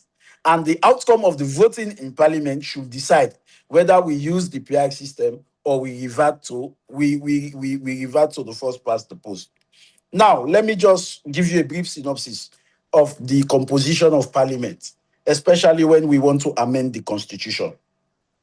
As far as now is concerned, you need, as far as the Constitution is concerned, Section 108, 2 for non-entrenched clause, and 3 for entrenched clause, if you want to amend it. 2 is saying for you to amend any clause in the Constitution, you must be able to secure the vote of 2/3 majority of members of Parliament, of all members of Parliament. 2/3 of all members of Parliament will mean having other 2 members from the opposition, excluding Mohamed Bangura and Thompson. You need other 2 members from the opposition. I can tell you this with authority that they have done everything humanly possible to get 2 members from the opposition so that they can amend the Constitution to their way. They have even provided $100,000 for any member of the opposition that will vote with them. Interestingly, what they don't know, we have members in SLPP who are ready to vote with us. So they are providing us with the information because they are also against the PI system. So if that voting would have gone ahead, then we would have shocked the world by seeing members of SLPP voting along members of the opposition. So because they did not succeed in getting those two members, that was why they went ahead to choosing Edmond Alpha instead of amending the constitution, because they know they will not amend the constitution in their own way. So they said, fuck to the constitution. Let us use the extant law. Fuck to the amendment. Sorry for the language. Let us use what is available. I'm just quoting them. They could say that. Yes. Yes. And yes, and the next benefits on the ongoing population census, both parties agree that census data is primary and used as a development and governance tool as well for electoral purposes. In this regard, government of Sierra Leone commits to have all stakeholders approach, including political parties, on the use of the 2026 census data. Let me tell you, these people were going ahead with the census without involving the APC. There was a total blackout between them and the APC. In fact, they had cartographic mappers all over the country. In fact, they were using the 2021 flood census as the basis for the 2026 census. So there were problems. And we requested information from them. They did not give us this information. So we were worried that if the census is skewed, it's highly likely that the elections will be skewed. So if this committee is established, there will be no decision taken by this census committee that is not made known to the All People's Congress through our representatives in the committee. So this is another milestone for us. Now, the elephant in the room, which is point 7. The parties commit to implement electoral reforms as contained in the tripartite committee recommendations, in particular recommendation 36. The parties commit to restructure the Electoral Commission for Sierra Leone within the framework and principle of the Agreement of National Unity, not later than the 31st December. The parties further agreed that where there is undue delay in the implementation of these reforms within the agreed timelines, the parties and moral guarantors will convene to. Let me tell you what's the logic there. I have seen all over SLPP jubilating that APC did not achieve anything because Edmond Alpha still remains as the chief electoral commissioner. Let me shock you. Even APC, we do not want Edmond Alpha to be removed now. And I will tell you why. When you are dealing with SLPP, you always ask them what they can't give you. We know Edmond Alpha was going to be very difficult to remove. So that was why we stuck our pin on Edmond Alpha. But let me tell you the disadvantage if Edmond Alpha was removed on our request. Firstly, if Edmond Alpha was removed, because we have not amended subsection 3 of section 32 of the Constitution, which gives the president the right to appoint the commissioner after consultation with leaders of political parties. Once that has not been amended in Parliament, it means if he is removed, the president is going to appoint the next person. And if the president remove Edmond Alpha on the basis of trust by the opposition, the next person he will appoint, he will repose more confidence and trust in that person than Edmond Alpha. And if the opposition contend with another appointment by the president, they will see us as obstructionists. They will not take us serious. That we are against any appointment made by the president. So that is why we said no to ourselves. That let us first encourage them to amend this constitution. In fact, that was why they delayed it to December 31st. This is the only recommendation. Most people are of the opinion that all of these are to be implemented against December 31st. No, that is not the case. Only recommendation 7 is what is dependent on December 31st as the date for implementation. Why? Because you cannot, let me go again to recommendation 36. It says, the same recommendation, it says, commit to, it says with, in particular, recommendation 36, this same 7 referred to recommendation 36. What is the importance of recommendation 36? Recommendation 36 says there should be such a nomination committee constituted. The right of the president to appoint would be taken away from him, and suitably qualified candidates will apply through the search and nominating committee. And the search and nominating committee will do public vetting on those who apply. And at the end of the day, submit 3 names to the president. The president will choose one amongst these 3 names. And recommendation 36 only deals with the appointment of the commissioners and the appointment of the Chief Electoral Commission. It does not deal with anything else. So for the fact that it is being referred to here, it means as against December 31st, they expect us to have amended the Constitution. They expect us to have changed subsection 3 of 32, which gives the president the right to appoint and constitute this committee, which is the Search and Nomination Committee, whose primary responsibility is to vet applicants and present 3 names to the president for appointment. So until this committee is established, if Edmond Alpha is removed today, somebody worse than Edmond Alpha is going to replace him. Is going to replace him. And we do not want to find ourselves in that situation.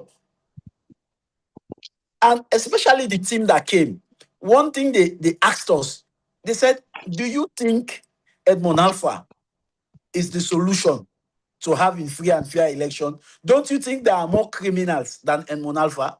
Don't you think there are more people who can do dangerous deceit than Edmond Alpha? What if he is replaced by one of those people? Do you think your concerns will be solved? So these are the points they raised. So we made it essentially clear with them that let us encourage them to amend the Constitution.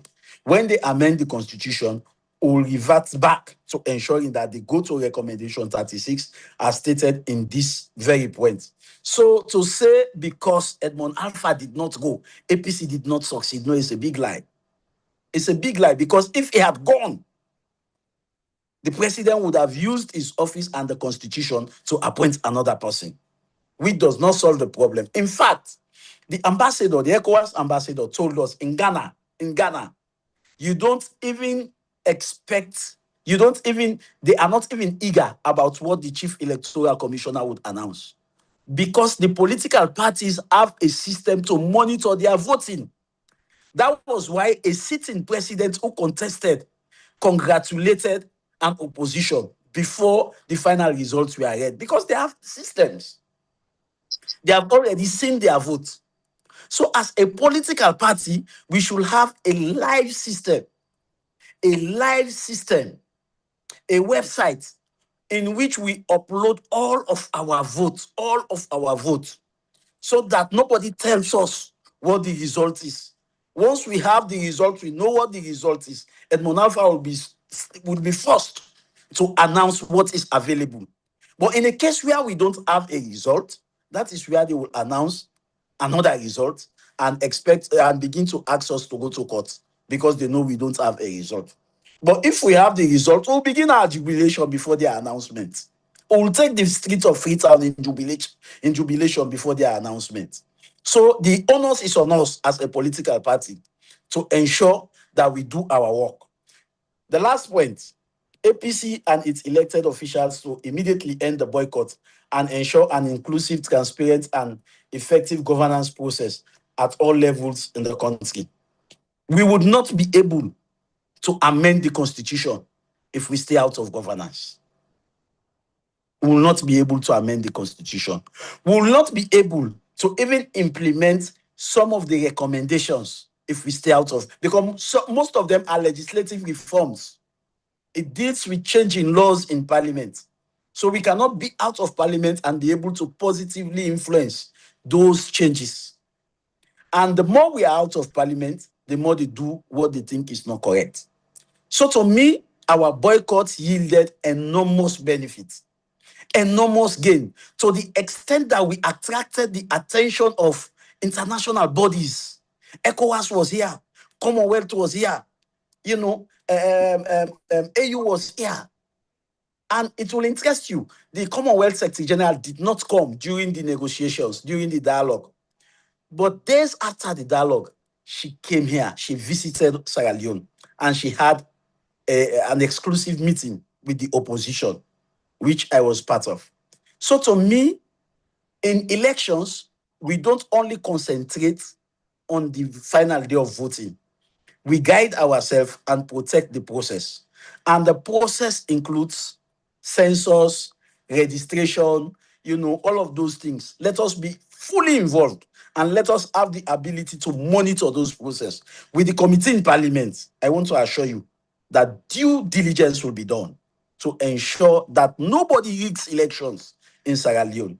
I have said it. In fact, the day we returned, I held a press conference, and I was very unequivocal in stating that we will make it unfashionable for anybody to be able to rig elections in Sierra Leone. So whosoever that is dependent on assuming power through rigging should delete that, because we are going to manage our own system. We're going to have our own tally center. We're going to upload our own results. We're going to have a live system so that nobody questions the opposition again. That where is your result? What is your result from? And this result that we'll be having from this tally center, the observers will be having their copies too.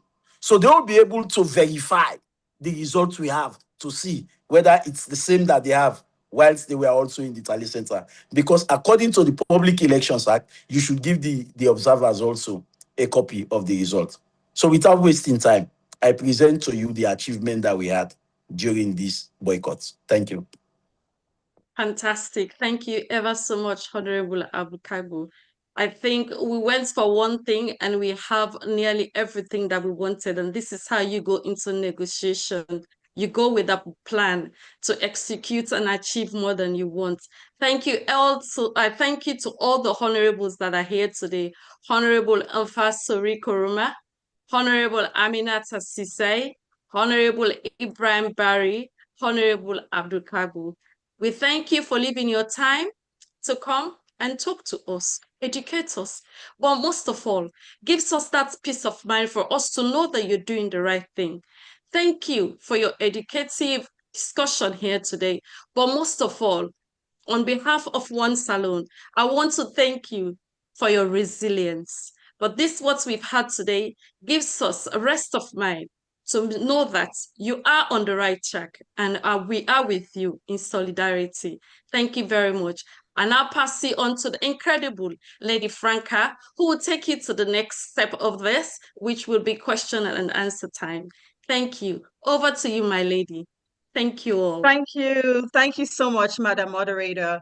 Thank you for that wonderful closing of that part of the portion of the segment. Before we proceed into the question and answer segment, which everyone is so excited to contribute to, that will be our most interactive part of this program, I would like to first respectfully recognize and appreciate some of our distinguished leaders, elders, stakeholders, organizers, activists, and compatriots joining us from across Sierra Leone, the United States, Canada, Europe, UK, you name it, Ireland, and so on. We have some very important people here today. And please forgive me if I skip anyone out. But for now, I just wanted to go ahead and just recognize that we have Chairman Umar Fouad Touré from Germany. He's with us. Thank you for joining us. Chairman Emeritus Sean Samura from Canada. We also see you and we appreciate you joining us. We have President Zaina Pierce from Georgia chapter in the US. Madam President, thank you for joining us, my sister. as well as President Abbas Wuri from Minnesota chapter. We also want to thank you. And we see Honorable Jariata Smith, she's also with us. Madam Honorable, thank you also for joining us, taking the time to be here. We also have Madam Minette Sharif. She's with us. She's one of our women's leaders. And we have the dynamic APC flag bearer, one of our dynamic women, who is Madam Hawa Yansane. She is a flag bearer aspirant, one of, I believe the only female flag bearer aspirant. So we want to give her a moment to just say a brief 1 minute. Everyone will be permitted just 1 minute to say something before the few people that we call, we're going to give you just 1 minute to say something, starting with our flag bearer aspirant, Madam Hawa Yansane, and then we will move on to the rest of what we need to. Madam Hawa Yansane, if you're available, please unmute yourself. We would like to hear from you for just 1 minute, please, ma'am. We're giving you that respect and honor as our dynamic female flag bearer candidates. Thank you. Yeah, sorry, Madam Chair. Don't forget the Professor Michael Gilus. Yes, sir. Do you have a question? Okay, we'll recognize you, sir.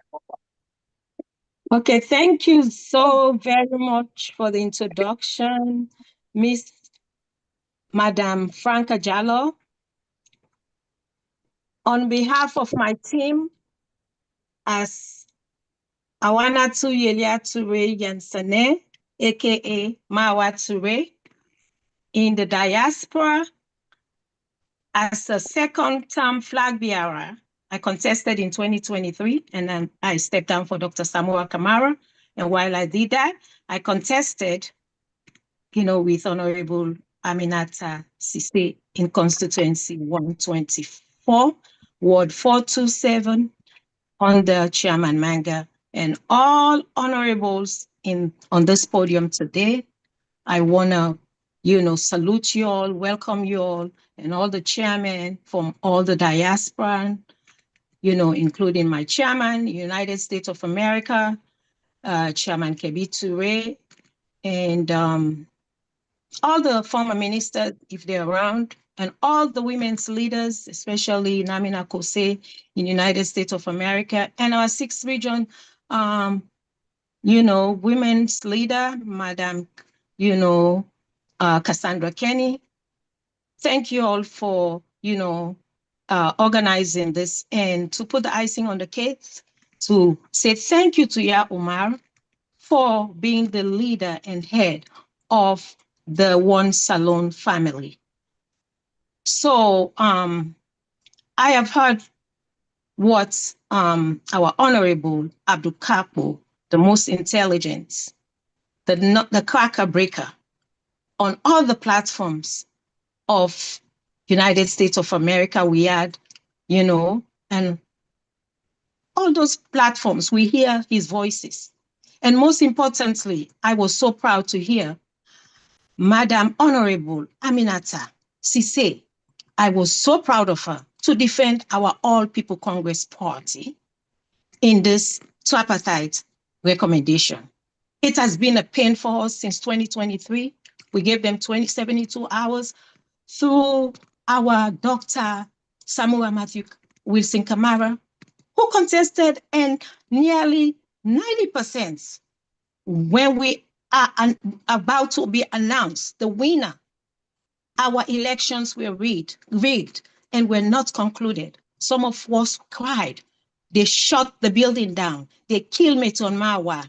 And I was there crying, almost killed me myself, because I was trying to help Meton Marwa. When she asked me to sit next to her, I said, no, I am going to stand by the window to wait for Dr. Samura Kamara to give us the final numbers of our elections, including our mayor of Freetown, Mayor Akisoya. I am so sorry to interrupt. I'm so sorry to interrupt. We do, for the sake of time, we are going to be very strict about 1 minute. If we give you the mic more than 1 minute, just rest assured we will be muting that person. So I'm so sorry. With I'm all done due with the respect, 1 minute? Yes, you are. Just we just want to recognize your presence. No problem. And give Thank you you that so respect. much. Yes, Thank you ma'am. so Thank much. you so I much. apologize. We I thought I was appreciate you. still in like 2 minutes. I didn't hear the 1 minute. I'm sorry. Thank you, That's okay. Honorable. That's I love you all from the bottom of my heart that's and all okay. my listeners. Thank you. And I'm ready to play good cop and bad cop here today. So guys, be patient with me. I'm going to do my job and I'm going to do it well. So please stick to that 1 minute. We do have a lot of people who want to speak. We have the question and answer segment. We just want to give honor and respect to certain people, not all. So forgive me if I do not call your name to speak. Not everyone is meant to speak today. You will be given another opportunity because we have several town hall meetings that will be that we will be having. So you would have other opportunities to speak. So for now, let us move on. I just recognize flag bearer aspirants, which is very important. If we have any other flag bearer aspirants, I will give them that same respect to say a word because these are highest members right now. So if we do not have any flag bearer aspirants, we know a lot of folks have questions. We're going to get to that questions. I see hands up. Rest assured, if you put your name and your question in the chat, we're going according to the chat. We've already listed some people that have put their questions in there. They will be first. So if you have a question besides your hand being up, please just go ahead and put it in the chat. You will be called. For now, we're going to move on just to the recognition. We have the Queen, Abi Bangali Sangari. She's also with us. We recognize you. We see you here, ma'am. Thank you for joining us. We also see Professor Mike Dilo Sise, an amazing gentleman who has been in the forefront for many years as a youth leader to now as an elder, as a veteran leader here. Thank you for joining us, sir. Before further ado, we will go on to questions and answers. Your presence here, everyone, speaks volumes. We know everybody's time and contributions is very important. Your commitment to democracy and accountability, peace and justice for the future of our beloved Sierra Leone is noted. To all our special guests, senior party officials, civil society leaders, youth leaders, and all, especially our women in the forefront in politics, we just want to thank you sincerely for honoring this platform and your presence. Ladies and gentlemen, we'll now transition into the question and answer segment of tonight's town hall meeting. We encourage everyone to actively participate. You can speak in Creole or English, not to English no more. We welcome any language. And if you need an interpreter, we will find an interpreter for you. So know that this platform is for every one of us. If not mandate, Timni, Limba Fula, anything we want to talk, feel free for Dudande. This now for the sake of Salone, now for the betterment of Salone, every voice, every person from the market people to the higher ups are all welcome to contribute. Additionally, some participants, you know, if you want to put your cameras on, would appreciate it while you're asking the questions. We would like to see you and hear from you.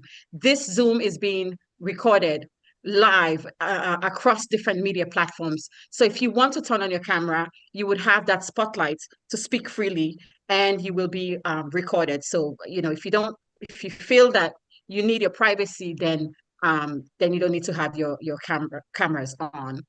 At this time, I just want to go through some of the rules and regulations governing this segment so that there's clarity and everyone is on the same page. Let's just go through some of these rules real quickly. Questions must be concise. So if you have a long question or you have multiple questions, please summarize it to a concise 1 minute question. Okay? It needs to be direct. It needs to be relevant to the topic at hand. We know that there's a lot of things everyone wants to discuss, but we're going to stick to discussing what's the topic at hand and keeping this discussion focused on the key issues here. We respectfully ask that all participants avoid any personal attacks, insults, any remarks or tribal statements or religious statement, anything that would bring about divisive language. We're here to bring people together. We're here to ensure that the future of Mama Salone is, it's protected and it's also one that we can all be proud of. So please, no personal attacks or else you will be muted. We are also not afraid to do what's the needful to ensure that everyone's is respected in this Zoom meeting. We will take approximately 3 to 5 questions per session, like we're going to have 3 to 5 questions each for our panelists to respond to before allowing another segment of it. So we're going to go through the first 3 or 5, and then go again for the next 3 or 5. So please be patient. You will be called, like we said. Please put your questions also in the chat because there's an order we've already started. Please refrain from interrupting panelists or fellow participants while they are speaking. You have 1 minute. After that, we will thank you and try Madam to stop Franca, you. can we go to the questions now, please? Thank you. Yes, we will, but we just want to make sure that the dialogue is civil, transparent, and everyone is able to participate freely. At this time, we are going to move on to Owankasu. Owankasu has a question. He was the first one to send a message out that he has a question. He's also one of our media personalities. So Owankasu, we're going to allow you to mute and also turn on your camera if you can, so that we can see you and hear from you. Greetings. Owankasu, please go ahead. Can you hear me? Yes, sir. Thank you. All right. Thank you very much, and thank you to all the speakers. We really appreciate the time we didn't take for coming there. So, I want to go straight to my question. The institution of this committee, we the gladly for the APC, the gladly for say, now one of the biggest achievements. We are yet to see the institution of that committee. Up till now, we don't get them clear who that they don't become members of the committee. And I want to ask also, which are the biggest achievements now the committee or the clause where they left out, we the no amend. If Edmond Alpha okay, let's just left out the committee, let's just left out, so let's just cut it short. The committee now the biggest achievements, and if now the committee are the biggest achievements, why the committee not institute as of now we will speak? Over to you. Thank you.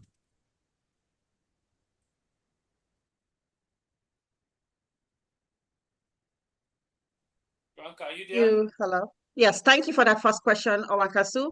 We're going to go on to a next question. We have Mr. Delwin. He has a question for us. Please keep your question to 1 minute. And then next will be followed by Master Dream Builder. So we're going to take those 3 questions first, and then our panelists will respond. Thank you. Yes, good evening. Thank you so much. My name is Delwin Thomas, APC UK NAC.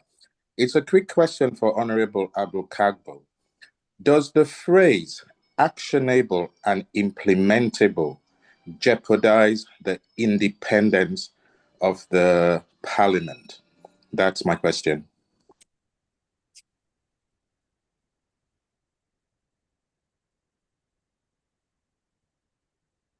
Noted. Thank you for the question, Mr. Delwin. I know our panelists are writing down those questions and being prepared to respond. Next, we have Mr. Master Dream Builder. I'm not sure what your actual name is. Please state your name and pose your question. Thank you. Hi, it's Reggie Cole. Great show. Reggie Cole. I am highly concerned and worried about how this party, the APC party, have said to us on numerous occasions, we won the elections in 2023, but let's move on to 2028. How is that even possible? How is that gonna even work? What happened to the people's votes of 2023? That's my question. Thank you. Thank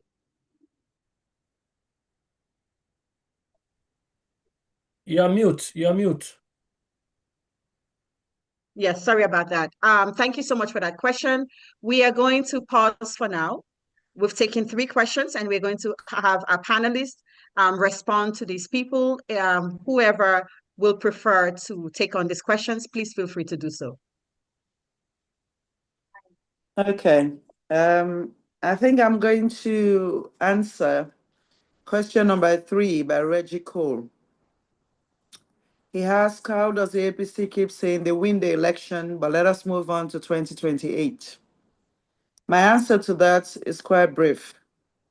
I think all of what we've explained here today and what we're standing for is no different to what you would say to electoral justice. However, We just choose to do the fight differently as a party. We don't see how we could have fight electoral justice from being outside, as the other parts of the APC is doing. What we're saying is the country needs to keep running. We need to flag up the issues. The leader have taken his time to explain a lot of the flaws that we have in 2023, which by implementing this recommendation, we're going to make sure they do not happen again. I think that should address that. You know, as much as the elections turn out to come out to be rigged, we can also agree that the steps leading to the election were not clear to us as a party, were not transparent. And I think it was at that point, most people within the party recommend that we did not go into election. But we were advised by the leader of the party at the time that no, let us go into election. I was fortunate to be part of the people on the last day of the rally at the Achuga Stadium, where we went there with our food ready, we have bags packed ready to cancel the election because of all the systematical errors that we were already pointing at that time. And on the national podium, the leader of the party then, who is Dr. Samura Kamara, came from Pujum, joined us there at about 5 in the evening, and assured the APC people to vote, that the vote will be fine. But here we are. We are not going to be pinpointing one person, one place. We're saying it was systematical error that lead us to where we are. After the election, the lack of the complete RRF forms, the fact that SLPP did not allow us for our agents in the south and the eastern end to have their forms also affect us why we didn't go to court. So I think that answers the question. And that is why learning from those mistakes, we're making sure now we're not leaving any rope unturned. We're making sure we want to be part of the process, every process leading into the election. I hope that answers your question, sir. Thank you. Thank you so much, Honorable. Thank you. We have two more questions on the table, one from Owankasu and the other one from Delwyn. Will one of the honorables please do us the favor of responding? Thank you. Okay, so since Honorable Leader has a specific question, oh boy.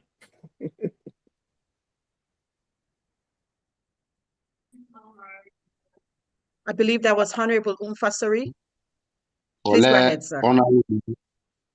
Then they, and as they talk, when I know say today, we get a lot of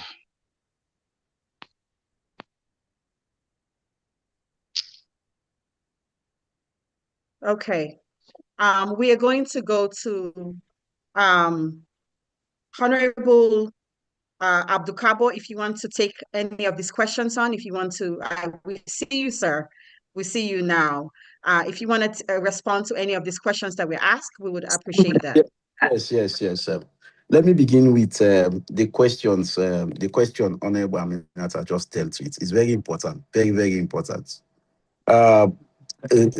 Regikal was asking whether we are moving from 2023 elections that we won, but we are moving to 2028. After the 2023 elections, we all agreed that the elections were stolen from us. That was why we did not go into parliament.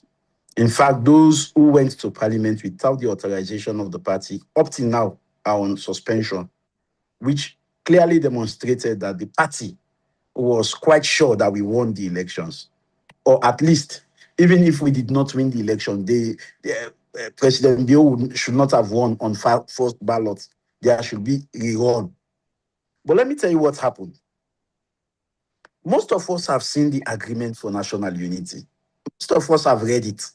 But we have not been able to highlight some of the critical things in the agreement for national unity. Let me do.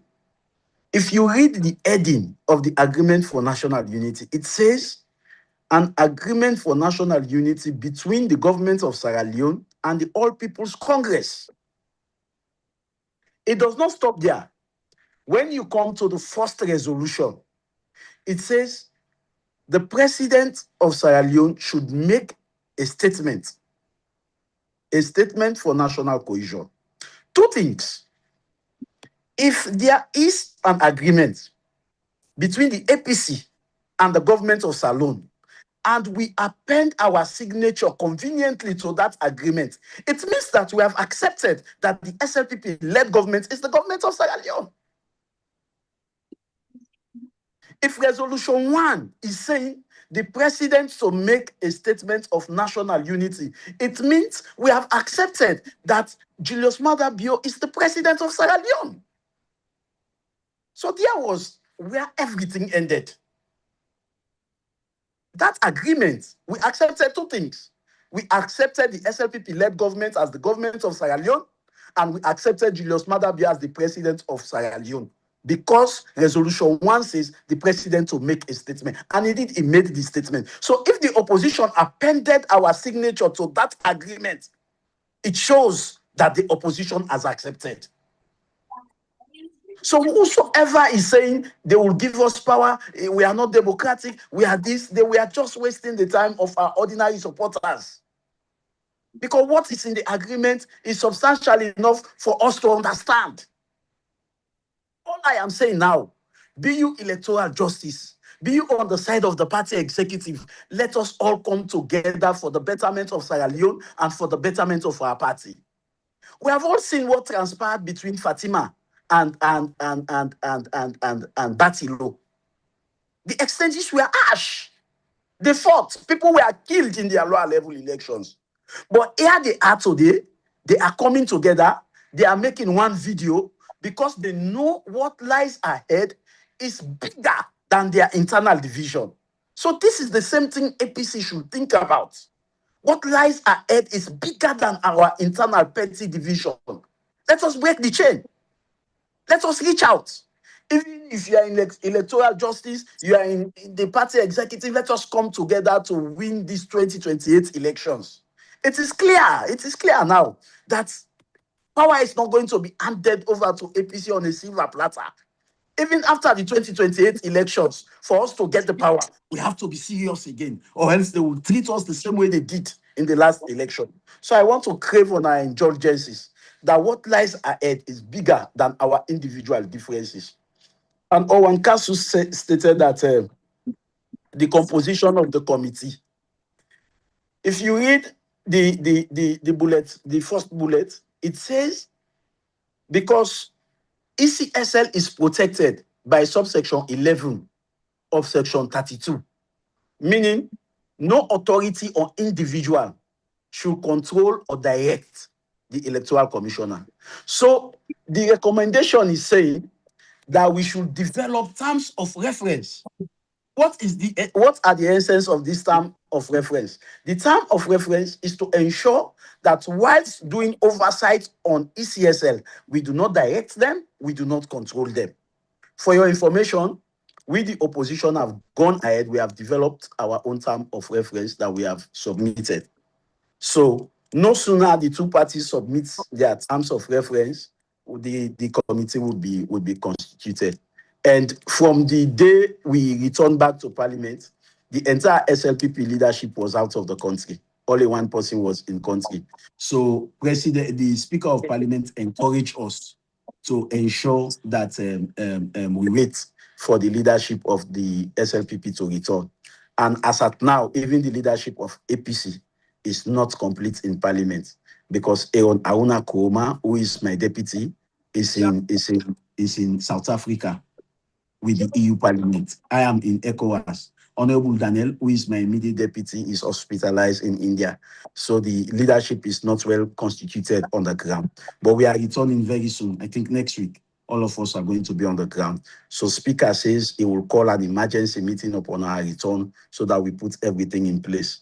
And then we ask about actionable and implementable, whether it jeopardizes the independence of Parliament.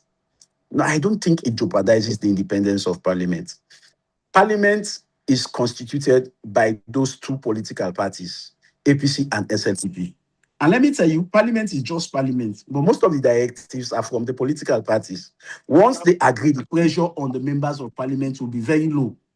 Where Parliament will have problem, where APC wants this and the party wants different thing, or SLPP wants this and their party wants different thing. You see, but once the agreement emanates from the party, it will be very easy. So this is my response to the questions. Thank you so much, Honorable Cabo. That was eloquently put and clear. Thank you for addressing these concerns for us. Next, we have our, please mute if you are not being called to speak yet. But next we have Madam Cassandra Kenny. She is the 6th District Women's Leader. And so Madam Cassandra Kenny, we are going to give you a minute to go ahead and make your statement, as well as ask any questions you may have. Thank you. She lost something. What was that? Okay. Sorry. Okay. Sorry, everyone. I'm at work. I just want you to see my face. I'm going to turn off my camera. All right. That's fine. We completely Firstly, understand. yeah. Okay. I would like to say a sincere appreciation to what is this? Sorry, something come up on my appreciation to the distinguished members of parliament and national leader for the leader of parliament for the unwavering commitment to democracy, governance and national development and effective representation of the people of Sierra Leone. We commend Honorable Abdul Kabo, Honorable Aminata Sise, Honorable Umfa Sori Kuruma, and Honorable Ibrahim Bangoa for the strength, courage, and clarity with which they continue to articulate concerns of ordinary Sierra Leoneans in the world of parliament. Your intervention on government accountability, economic hardship, youth unemployment, healthcare, education, energy challenge, and democratic justice. The list go on and on. Continue to reflect the reality facing the people. We particularly recognize your constructive engagement in the tripartite process and your commitment to dialogue, democratic stability, and institutional reform geared towards strengthening public trust and national cohesion. Your willingness to engage citizens openly through this e-town meeting demonstrates responsibility, responsive leadership, transparency, and political maturity. The Diaspora 6th region, which I'm representing, especially the Women's Congress, also extend profound appreciation to the organizers, facilitators, moderators, presenter, and the entire One Salone team for creating this platform, this important platform for national engagement in an informed dialogue. So, not to take your time, I would like to say that we may and continue to engage, inspire, hope, and democratic participation, and encourage collective responsibility towards building a more united and accountable, peaceful, and prosperous Sierra Leone. Once again, I want to say thank you to the Honorable on behalf of the Diaspora 6th region and the women in the diaspora. May God bless you all. Thank you so much, Madam Women's Leader. We always appreciate hearing from you and all that you have to offer. At this time, we're going to move on to Madam Bintu from the UKNI. We are also going to insist that please, everyone, let's stick to 1 minute. We appreciate all your submissions, but for the sake of time, we're going to just stick to that 1 minute. Madam Bintu, if you're available, please unmute. You are next, please. Thank you. Over to you.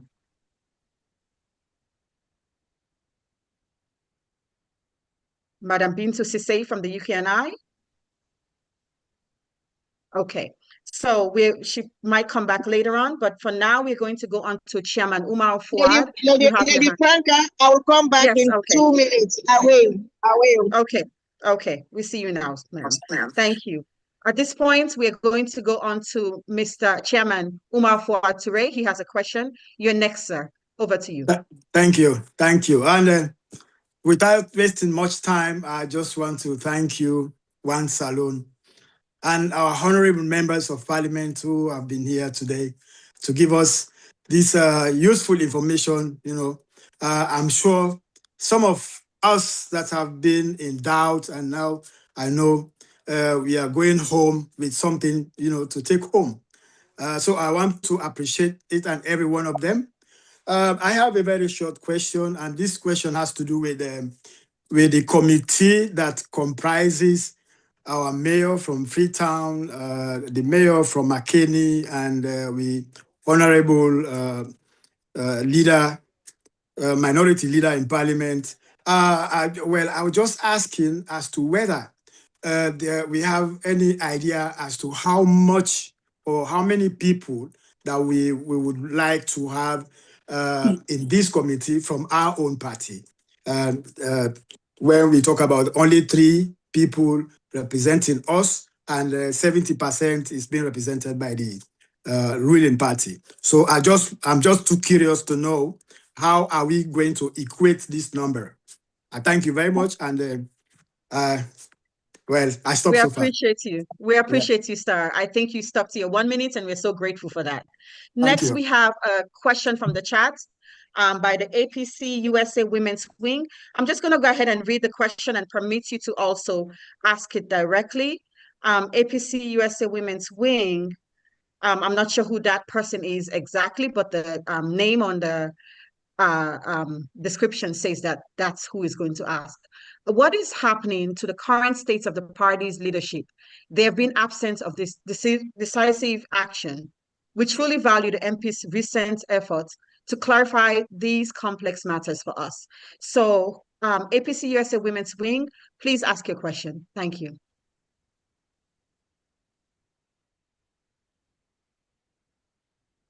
If you're here with us, you can unmute. If not, we'll go on to the next person. Okay, so the next person we have on our list will be Aisha.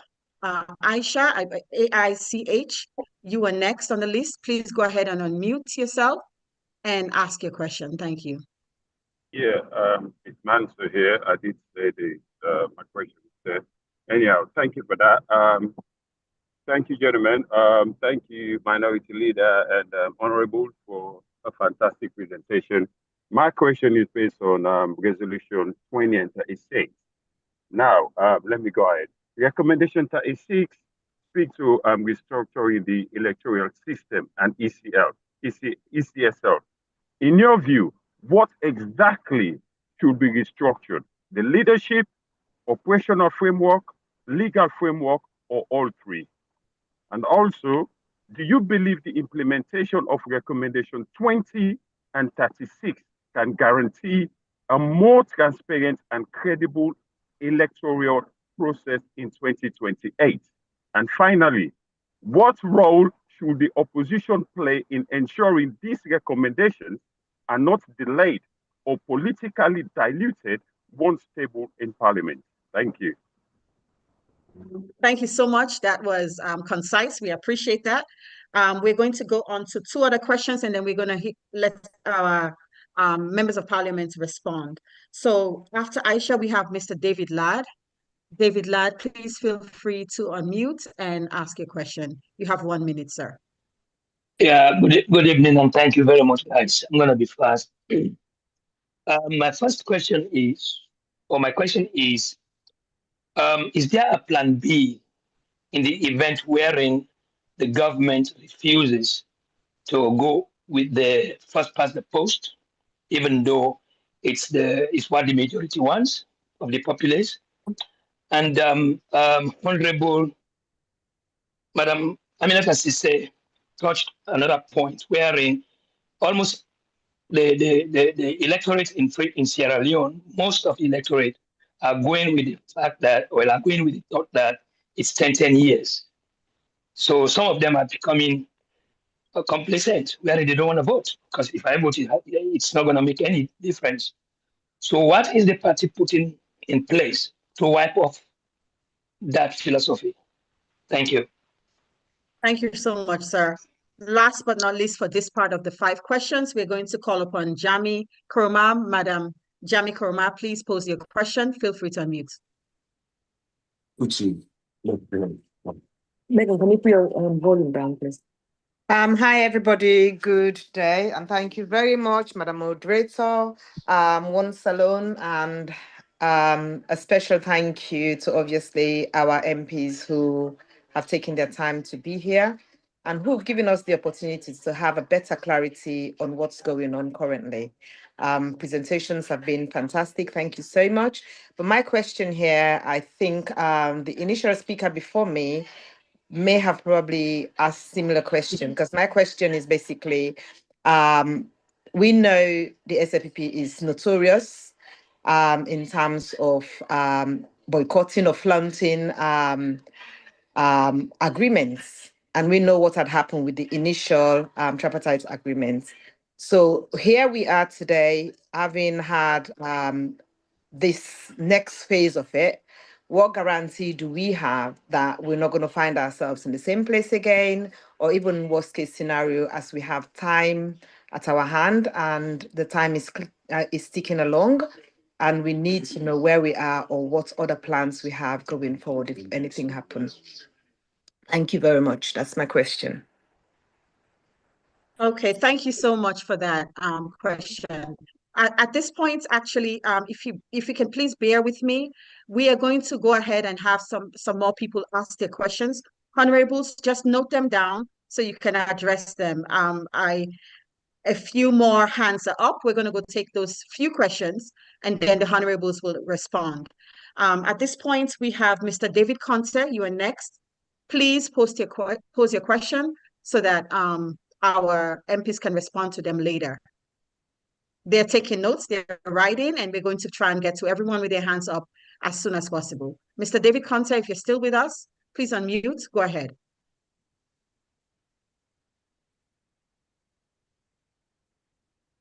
Okay, we have not heard from David Conte. His question is in the chat. So I'll go ahead and read that briefly. Oh, actually, he just said that he wanted to pose the question himself, but he's no longer with us. We're going to move on to the next person. We have the Zoom meeting 123456. I'm not sure who that device belongs to. 123456. Please state your name and your question if you're available. Please unmute 123456. His question is in the chat, or her. That person said, how much awareness do our grassroots supporters truly have about the meaning and purpose of the tripartite process? Many of our people still have little understanding of it. Many know that Dr. Samura remains a president in waiting. That was that person's question. I think there's 2 parts to it. He also added, what more can the party do to properly educate and engage supporters on this issue? How can young people and grassroots supporters learn from the party's handling of the boycotts and the tripartite negotiations? What message does our party want the nation to take away from this entire process? So why would it take we're not sure who to credit that question to. That was a device by 123456. Thank you for your question. It is in the chat, and I know our MPs have taken note of that question. Next, we're going to call upon Professor Mike. He has a question. Professor Mike, please go ahead and unmute and ask your question. Thank you. First and foremost, I want to wholeheartedly say thank you to the organizers of this great event. And then I want to say thank you to the honorable members of parliament representing our mighty and glorious APC party. Honorable Aminata, you've been doing a good job. Honorable Rumfa Kuruma, I know you personally as one of your campaign managers here in the United States. But I want to make this clear, to you all, that it should not be business as usual. We are tired of giving reasons whilst we are being bullied politically by the SLPP. It has gone on for many years. And now, as we are looking forward to 2028, I want to ask this honorable body, what are we doing? Or what assurances can you give us that with all these political processes, institutions, statistics, the NACRA and others, that we are not going to be bullied politically again? You all know what happened with the ECSL. When they were standing up there, raising their fist under the SLPP banner, that was an indication. And we were telling the APC leadership, something has to be done, but nothing was done. So as the legislative arm of the government, and you are linked to our APC party, what assurances are you going to give us that we will not endure such political bullying again come 2028? Thank you. Thank you, Professor Mike Dilo-Sise. We appreciate you. We're going to go on to the next person who has a question. We have Madam Fatima Conte. Your hand is up. Please go ahead and pose your question. Followed by Molai Kamara, and then Mixer will be next. Go ahead, Fatima. Thank you very much, Franca, and thank you for everyone, to participate, especially the movers and shakers back there. It's not a question.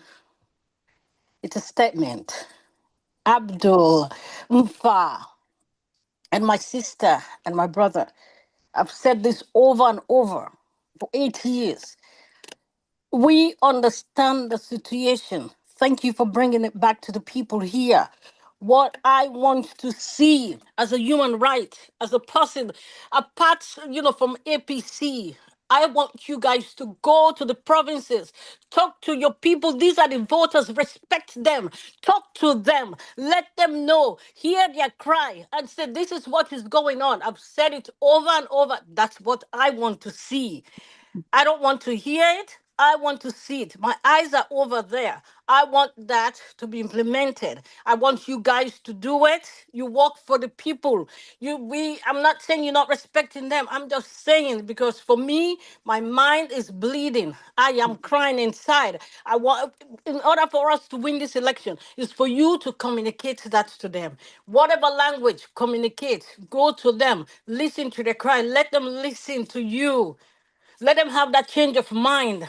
Speak to their mind so that everyone will be ready for this election. Like you said, it's not a joke. So we all have to put our whole armor of God and stand up to the fight that we have in front of us. Thank you very much. God bless. Thank you so much, human rights activist, Madam Fatima Conte. We appreciate you. Next, we're going to ask Comrade Molai Kamara to please post your question. If you're here, please would like for you to unmute and speak. Molai Kamara. Okay, his question is in the chat. Yeah. It says the APC. Okay, go ahead, sir. Yeah. Hello, everyone. Yes. I have a question for not for the honorable, but for the diaspora 6 region. And in as much as we are all focusing on the implementation. Please, Honorable Mr. Kamara, sir, this is for the MPs, please. All right. We may have another session for the 6th region, but this one is for the MPs. So let's tailor our questions to them. Thank you, sir. All right. So let me ask. I've already asked a question on the comment section, and Honorable has answered that question. So I'll wait whenever the 6th region session come up in the future, then I'll ask that question. Thank you, sir. Yeah. Sounds good. Thank you so much for that. Next, we're going to go to Comrade Mixer. He has a question for us. Please, Comrade Mixer, feel free to unmute and ask. Thank you.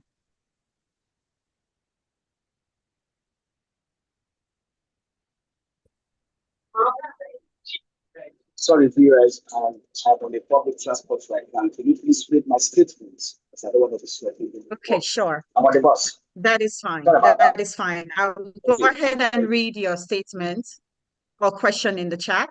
Comrade Mixer said, I respectfully concur with Honorable Abdukabo's response to Reginald Cole's question.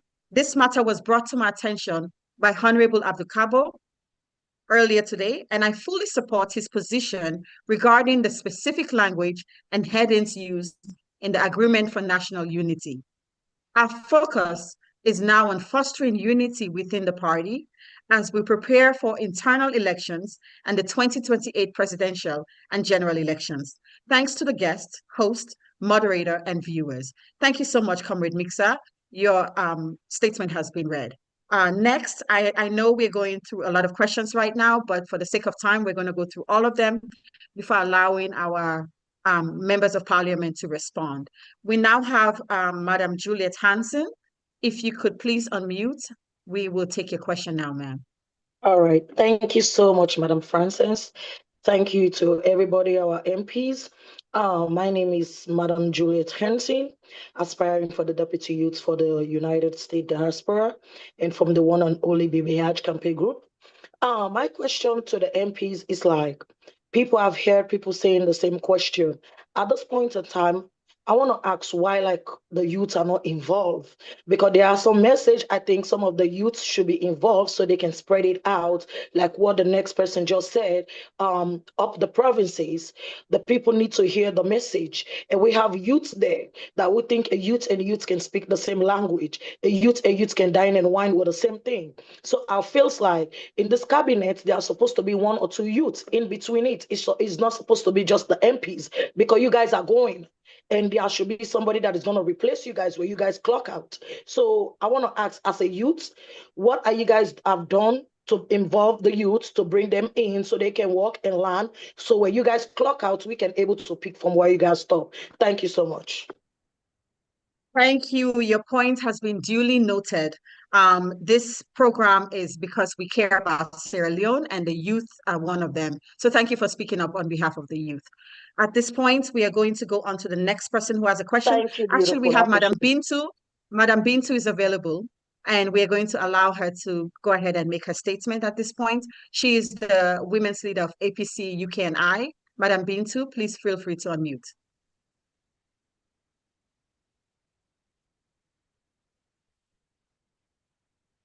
Madam Bintu? Okay, she put in the chat that she was ready now. I guess not. We are going to move on to, we're going to move on to the iPhone 6 i6023. There's no name there. Please go ahead and ask your question. i6023766445. I'm not sure who that person is. Please unmute and state your name.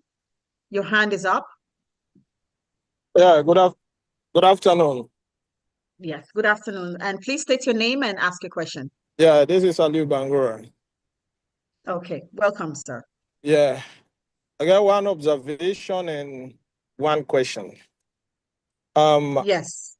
I don't know the mechanism where the leadership don't put in place for build confidence in the people, because we all just check with surrounding. We get people that yesterday will be very active in politics, but today talk to them, they will tell you about any two they will let them do and power tire. And let we know underrate them people and they. Me call them the silent majority. Other people can tag their different name. Those group are dangerous group, waiting at the confidence and the leadership for bring them back to life. That's not my observation. One, question for Abdul Kabo, Honorable. You know, I appreciate everybody, especially Honorable Aminata, for the good work. It shows let the leadership provide a platform for let people and participate. We get brains them, but let it open the space. People and they were ready for contribute meaningfully to the growth of the party. Honorable Abukabo, you talk about say then delete 250,000 names from the voter register. I remember you or AKK una been doing a platform on that issue. Una deny because we get them from African Express. When African Express press them up, una deny. Say that not true. For your review today, they say, then delete their names and nobody no make comments. Una not for make comment because now una they in lead. Now make the people and choose una for represent them. What you una do at that time? But me listing una deny. Then I listing the deputy PRO. In council, then don't add the names them. Now lie, no, don't add them when I've been pop. Then I think at 98, one of the platform then the interview, I said don't add the names them. Then after the election, what we lost, he said no, add the names again. So who's trust to go build in this leadership for able to win the 2028 election as we all prepare for? Then thirdly about this census, it's very critical. Waiting on a step as member of parliament, and now they had the constituencies there. Waiting on a step the owner don't take for provide civic education for people able to participate in this cartographic mapping. The thing there in 3 phases. First phase done, I think second phase done. And they talk to a lot of people, don't even know what thing they gone. And Aminata Honorable say, you they win election way before the day. And the basis for win election is about census. The number of the areas that where they map now, then they count. With people that are aware, the new settlement, they don't know.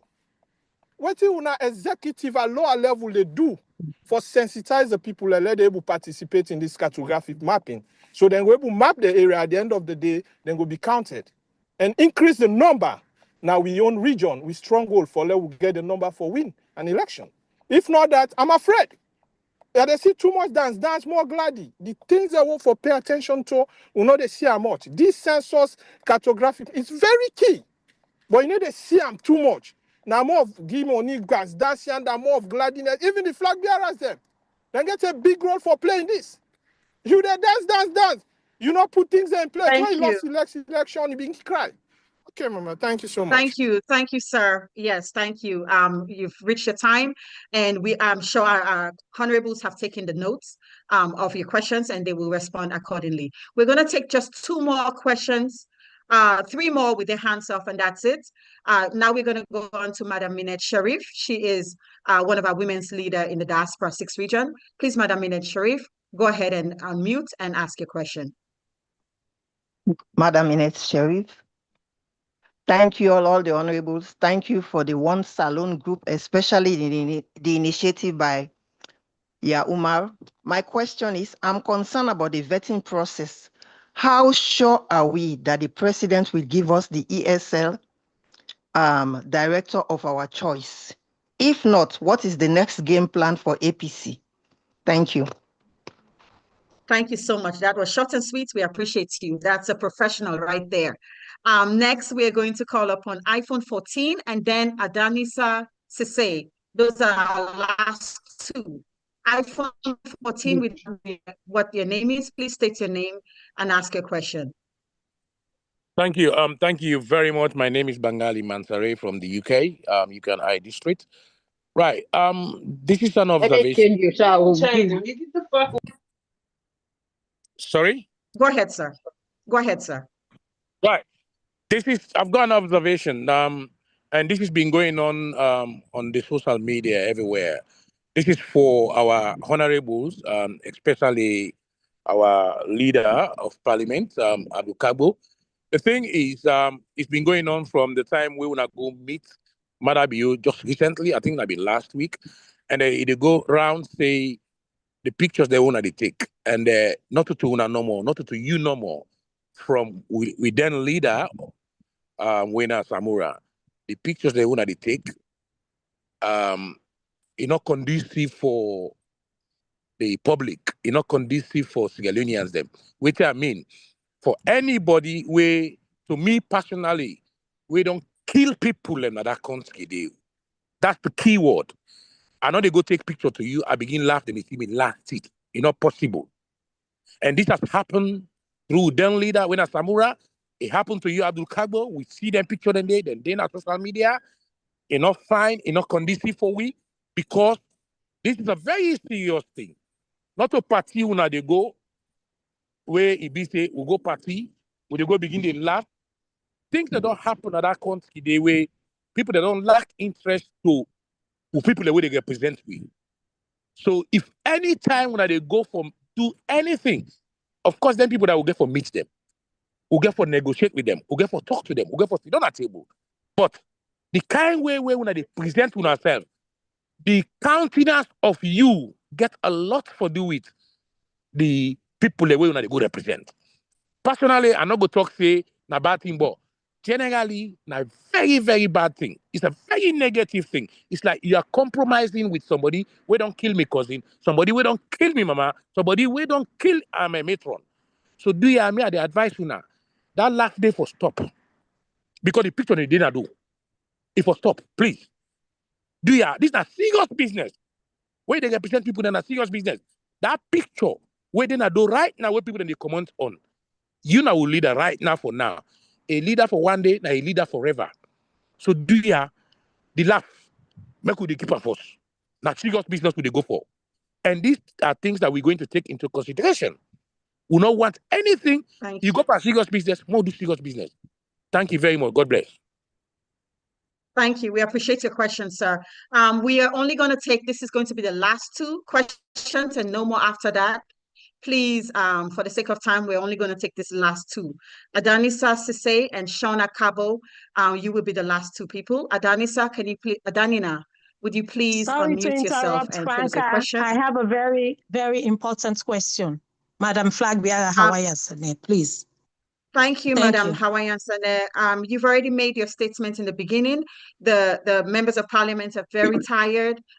We've been asked to close this meeting. I am so sorry, but we're going to go to these two questions. And then we have it's very important. It's very important because I'm a flag bearer. Please give me that time because this is pertaining to our numbers. Our numbers, please. Yes. Thank you. Yes, ma'am. Yes, ma'am. We'll give you 30 seconds. But at this point, Adanina, if you want to unmute as well as turn on your camera, would appreciate it briefly. Thank you. Good afternoon, comrades. Good afternoon, everyone. Honorable MPs, thank you for engaging with us today. I just want to ask a question. With the 2028 elections approaching, many supporters are asking whether the lessons and recommendations from the tripartite process would translate into a meaningful electoral reforms before the next polls. What concrete measures is the APC pushing for now to ensure that the 2028 elections are more transparent, credible, and accepted by all Sierra Leoneans? That's my question. Thank you, Madam Franca. Thank you, short and sweet. We appreciate you, ma'am. Next, we have Madam Shauna Cabo, and that would be the last question, followed by the 30-second statement or comment from Flagbearer Hawaiian Sane. Go ahead, Shauna Cabo. Good evening, everybody, and thank you, honorables, for attending this meeting. Actually, my question is just a short one. There have been instances where the opposition has threatened demonstrations and parliamentary boycotts, but then resumed normal participation shortly after. How do you think this affects the credibility of the process, and what steps can be taken by all sides to ensure consistency and seriousness in implementing the tripartite agreement? Thank you. Thank you so much. We appreciate that. Last but not least, Madam Hawaiian Sane. Can you hear me? Yes, ma'am. Can you hear me? Okay. My question is, can elections results be announced before 11 p.m. Sierra Leone time in 2028, please? Because the past records, we usually end at 6:30 or 7 p.m. Please, I need our, honorables to give me that answer, please. Okay, Thank perfect. Honorables, thank you for being patient with us. We have all the questions that have been posed. I know it's a lot. Please take your time and respond to each person in a concise manner. Thank you so much.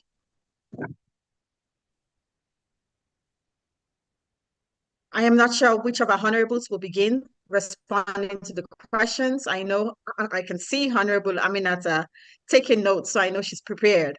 Please unmute and go ahead.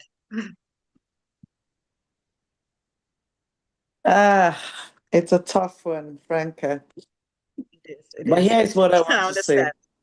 From all the speakers, what you see here, these are people who are passionate about the APC. But even more than that, who are passionate about wanting to see a change. Believe in me, I get you, I understand you all. None of these questions are personal to us. All you've been asking us for is to do our role, which is representative, and deliver your message to the latter. But I want to assure every single one of you, every single Sierra Leonean out there, that if only you have the opportunity to be within the well of parliament and see how much we're fighting, how much is against us, how much we are pushing from day to day, the issues of the daily bread and butter, the issues of fuel, whether it's an increment on rice, whether it's an increment on oil, whether it's an increment on cement. If you ever fortunate to witness those debates, you'll see how much we're fighting for you people and for all of us in Sierra Leone. But here's the thing. When you're fighting against a regime who is so bent on making sure things do not go accordingly, the fight is even more difficult. It is not because we don't have a constitution that rules this country, that it supersedes all of us as parties and guide us. The constitution is there. The parties are being representing you to the best of our latter, but the opposition are making it as difficult as possible for reasons only better understood by them. Because as far as they're concerned, all they want is to re-win the elections. But we know once elections are done, you being elected as a government, your role goes beyond your political party. So I empathize with you all. We stand with you. We saw the frustration. Believe in me, I felt that frustration. Like I'll zoom into Bangali's question from the UK. It talks about when we take photos with the opposition or the government officials, when they see us laughing. I had that feeling when we did the first the Agreement of National Unity, wherein on holding the book, where I saw Samura laugh, the way I felt that day. Only God knows, because as far as I was concerned, it was inappropriate, it wasn't called for, it wasn't in that particular setting. So I understand. I'm sure my leader is here, and all of us will be more wary of this. Sometimes it's easy that we lost touch of where we are, and that people are watching us in millions. And as I say, Sierra Leone is one small country, and sometimes these leaders know themselves beyond politics within their fraternities and universities. Some of them are related, some of them have things in common, sometimes it's a football, some other things just creep in. And most time they have people on the standby who wait for those pictures to make it look like everything we've been doing is just laughing. But I assure you, we don't always laugh. In fact, there are some meetings we hold behind doors where we refuse for pictures to be taken because they are that serious. In politics, not all you see, that is all. Believe in me. Part of it you see, part of it, a lot of it you don't see. And a lot of it that you don't see, I want to assure you, we are doing the needful. And believe in me, if you follow SLPP on the medias now, you will know they've been pushed to their limits. They've been pushed to the point where they forget about all other political parties and going only for APC, saying that we're making as if we're the only political party who want to tell them what to do. That is how much we tower over them on everything. But I understand your frustration that even things like pictures could go a long way to making us look as if we're not taking our constituents seriously. I want to assure you we take it seriously. And Salu Bangura, you talk of the mechanism that will lead to build confidence in our supporters, our grassroots, and bring life back again. Now, the leader have rightly put it. We saw the example of the First Lady Fatima Bio and the SLPP chairman.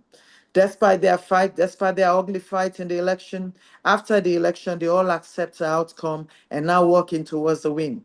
We're asking the same from the APC. We're asking all those dimensions from the Samsumana 2028, from the electoral justice that thinks they are separate to what we're doing. We're all fighting the same cause. We're all trying to liberate Sierra Leone. I always say this fight is beyond APC, and I truly meant it from the depths of my heart. My fight of leaving the UK, leaving my 4 children to come to Sierra Leone, is not just surrounding APC. It's surrounding all of this frustration that we have being in the diaspora.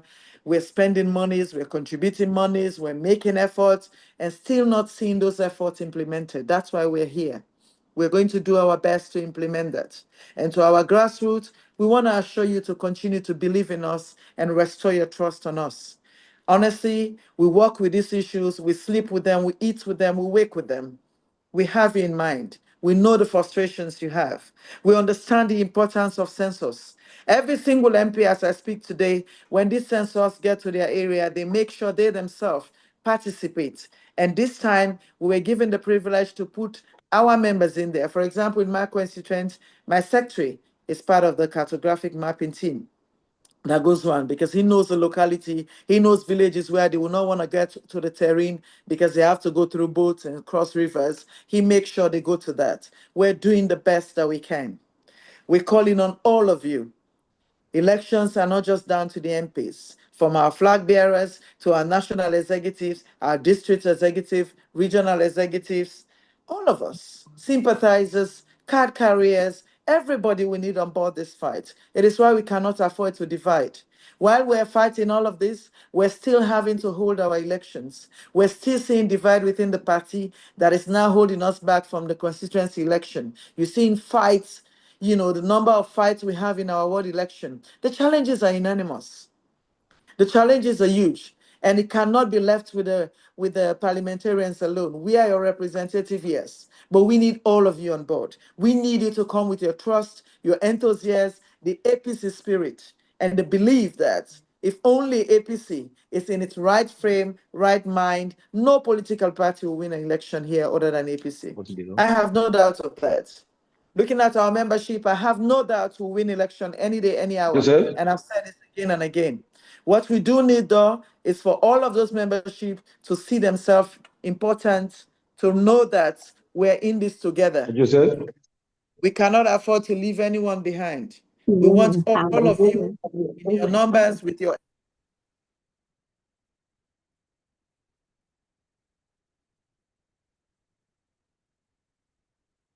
Go ahead, Honorable Aminata Sise. I think she may have muted or maybe received a call. Honorable Aminata, are you still with us? Yes. Yeah, let me come in. Okay, go ahead, Honorable Abdukabo. Please go ahead. Yeah. Firstly, let me respond to certain question. One, the one that has to do with pictures. You see, when you are a leader, you have a bigger responsibility. What you see, your followers don't see it. What you know, your followers don't know it. There are times you should be bold enough to take certain steps and explain later to your followers. This government, if they don't see that kind of friendliness in us, they will be afraid to hand over to us. Let them don't think we'll kill them when we come to governance. We should be able to swallow as opposition and present a smiling face. Without which it will be very difficult because everybody loves his or her life than the power. So because our supporters are not okay with our smiling faces, we should not stop it. We'll explain to them later. They will understand with us later. But if we don't, we who are the leaders, if we don't simmer down our temperament, if we don't pretend as if everything is okay, it will be very, very difficult for them to have the assurance to hand over power to us because they will fight for their life. They know what they have done. They are not deaf, they are not blind. But we who are in front should be able to create that kind of relationship with them as if everything is okay until we have what we want. Please know that. Please know that. So when we visit them, when we laugh, everything is deliberate. Everything is deliberate because we are looking at the bigger picture. Yeah. And somebody was asking, we promised to demonstrate, but we didn't demonstrate. Yeah, we didn't demonstrate because we got what we wanted. But let me assure you, the demonstration plan is still on course. The party has taken so many steps in coordinating our demonstration plan. The party has visited almost all districts. The party has database of all Okada riders, market women, every movement in the country. We have the database of them. We have the membership record of them. When the need arises, we'll protest. But you cannot protest when they have given you what you are asking for. It shows that basically you do not have a target. And somebody also asked, that the voting process, how sure that the president will give us the CEC that we have if the constitution is amended. We are not expecting President Bio to give us the CEC we want. No, no, no, no. In fact, I can't do that. But all we are saying is that we should have a CEC that is not partisan. But when you talk about CEC, the onus lies on the party. Let me give you illustrative example. When we had the by-elections in Sambaya Bendugu, when we had the by-elections there, it was very, very, very contentious. SLPP wanted that seat because that seat was going to give them the majority in parliament. So it was very important to them. What we did was that we collated our results. Midnight, 2 a.m. in the morning, because I was the secretary of the party at that time. I was the secretary of ITGC. 2 a.m., we announced Jawa Sise, Honorable Jawa Sise, as the winner. And I handed over to him envelope. I said, according to our tally center, you've got this amount of votes. I want to congratulate you. I said, but the authorized institution that has the right to announce the legitimate election is ECSL. But this is what appears in our tally center, and we have verified it. When ECSL read the result the next day, there is no letter difference or no number difference between what I announced and what ECSL announced. Because they knew we have policed them. They knew we have collected effectively our results. And that is what we should replicate in the national elections. Let us have our own results. Let us ensure there is no polling station that is missing. Let us have our own complete result. And somebody said, I said on TV station that 250,000 names were not removed. I would be happy if you have a copy of such a video. I am one person who think that 250,000 names were removed and they were never replaced. And that was why we fought for transparency during the course of the elections. I have never said so. Never have I said so. If you have the video, I would love to see it, but never have I said so. They were removed. They were removed. They were removed. And somebody also said census education. We don't come out to say everything. A political party should have secrets. Your strategies must remain your strategies. So if you don't see us coming out to talk about census, don't think we are not paying attention to it. Census is the heartbeat of registration. Census is the heartbeat of every elections. And I want to assure you that we have treated it very, very seriously. Very, very seriously. I will not go into detail as to what we've done, but we have treated it very, very seriously. And somebody says, why we didn't involve youth? I want you to note that APC party has demonstrated their inclusivity through empowering of youth. The Honorable Ibrahim Bari is a youth. We have youth who are members of parliament. We have youth, in fact, we have the youngest member of parliament. Youngest member of parliament. Since the last parliament, it was the youngest. Till now, he is the youngest member of parliament. Because we believe in inclusivity. Youth have always been an integral part of the composition of parliament. And if it were not for APC, youth will never have been exposed to position of trust. Most of us became members of parliament when we were youth. In the history of Sierra Leone politics, I am the youngest leader of the opposition. The party has the confidence to enter such a big position on me. It's because of the confidence the party has on youth.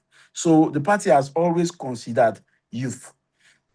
And somebody says we should give assurance for 2028. All the assurance we have to put on 2028 is to ensure that we do our homework. What is our homework? We must be able to collect our results. We must be able to have the result before ECSL. That is what all serious political party does. We should have our own result before ECSL. And ECSL will see our reaction to our results. They will be left with no alternative but to read what's the true result. If we have our result, nobody will stop us from jubilating. Nobody will stop us from taking to the streets of Freetown. Nobody will stop us from dancing. Nobody will stop us from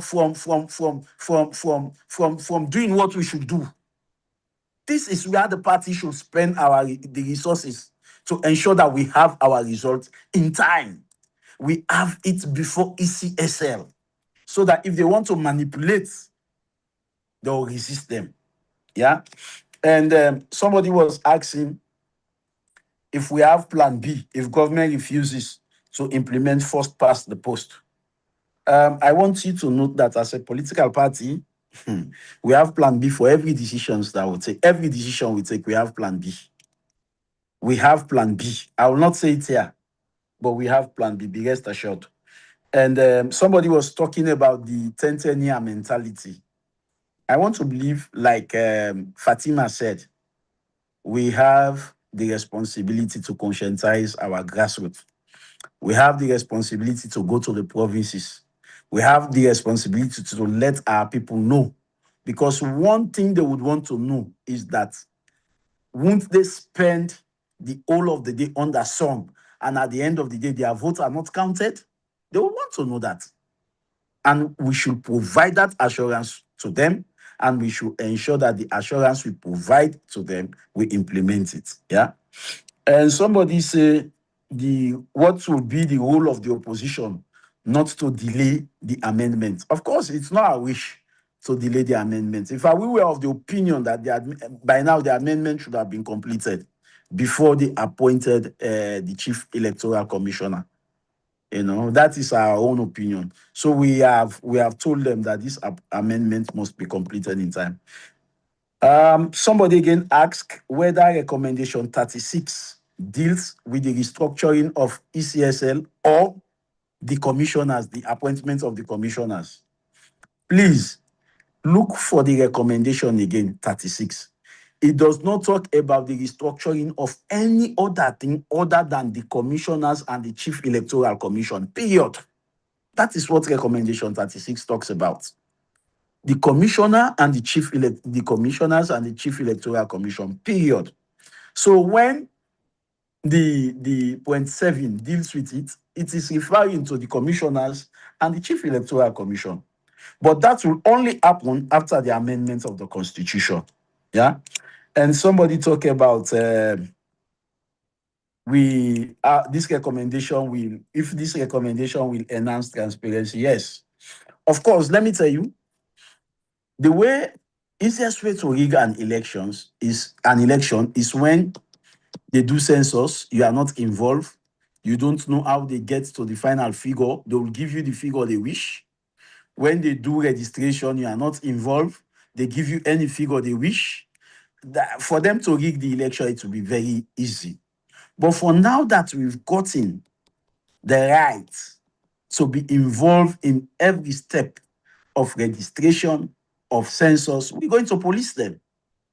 Like Honorable Aminat, as he said, we have close people who are involved in this census stuff. So we're going to police them. We're going to ensure that the figures are explained in details, and we're going to have our own results as well. Recommendation Honorable 2. Abdul Kabo, I know we have a lot of questions, Yes, and we yes. want Let me to answer everyone in the order they were received, but I think it's virtually almost impossible for us to do so given the time limits that we have. So if there's anything else you would like to add, is there anything else you would like to add, sir? Briefly, and then we can close this segment. Is there anything else? Do you have anything else, anything further that you would like to add? No. Thank you so much. I just want all of you to be rest assured that he who feels it knows it. We are not convenient with the current political status of our country. If you know the advantages they take on us, you will sympathize over our situation. People with whom we are in parliament together, they do things without our knowledge. They do things against us. They behave to us as if we are all not Sierra Leoneans. Let nobody assume that we are convenient or we are happy. We'll be the first people to jubilate if this government gets out of power through elections. So we have your Thank you back so much, sir. and we are protecting you. As a member of parliament, sitting member of parliament, I have slept in cell, in police cell with common criminals. I have slept in cell with common criminals. So nobody would sleep in cell and want the government that put him in cell to continue. So let us bear this in mind. You have been amazing, sir. Thank you so much for your closing statement and also for answering all those questions for our guests. At this time, we're going to give a few minutes, maybe 2 minutes, to Honorable Ibrahim Barry as well as Honorable Umfasori Koroma. If you guys want to give a closing statement and maybe answer, something briefly, then we can move on. Honorable Umfa, over to you. Yeah, so as much as we normally don't talk after the leader, but we value the insights of all the participants and the hours spent on this platform, that we just want to re-emphasize to add efficacy to what the leader have said. And I want to appreciate the participants, especially the ones that I've worked with in the diaspora. My sister Minette Sharif, Abi Bangali, Michael Dilo, who was my Secretary General, and all your questions. Let me say this, and let me say this clearly. Honorable J.K. Smith also is here, but let me say this. What we believe is one silver bullet in all of these agreements is the setting up of this committee. I know we answered questions regarding whether they deleted names or the names were not deleted, 250,000 of them, and so on and so forth. We believe that with this committee being set up in Parliament, ECSL and all election management bodies their informations will be open to the public. That is why we believe this is a silver bullet, and that is why we believe that this agreement and this boycott has been a success. And to answer a question to one person that said, what will the grassroots learn from this boycott? Is that we can always revisit what we've said, we can always revisit what we've done, and we can always agree to disagree. But one thing that is clear is that we have to work together to remove this government in power. Also, what is certain is that people in the diaspora contribute immensely to the economic development of this country through remittances and also through the trust that their family members and friends have in them as people that have been exposed to other democracies. I urge you all, I appeal to all you all to continue to do what you're doing now. That is one. But secondly, to also spread the word. Spread the word to your relatives and friends. The census is very important. Let us monitor what is going on. Let us work hand in glove, as the leader said, because it could be done by us as representatives, but we cannot do it without you. We are servants of the people, and we are your servants. Let's work together to ensure that we remove this SLPP government out of governance and bring the APC and usher the APC into governance. I thank you all for your time. Well stated. Thank you so very much. Last but not least, we're going to go on to Honorable Ibrahim Barry. If you have a closing statement for us, then we will take that at this time. Please unmute. Thank you. Honorable Ibrahim Barry, are you still with us? Okay. I know, Honorable Aminata, you were speaking and you had some technical difficulties. I'm not sure if you were done with that portion.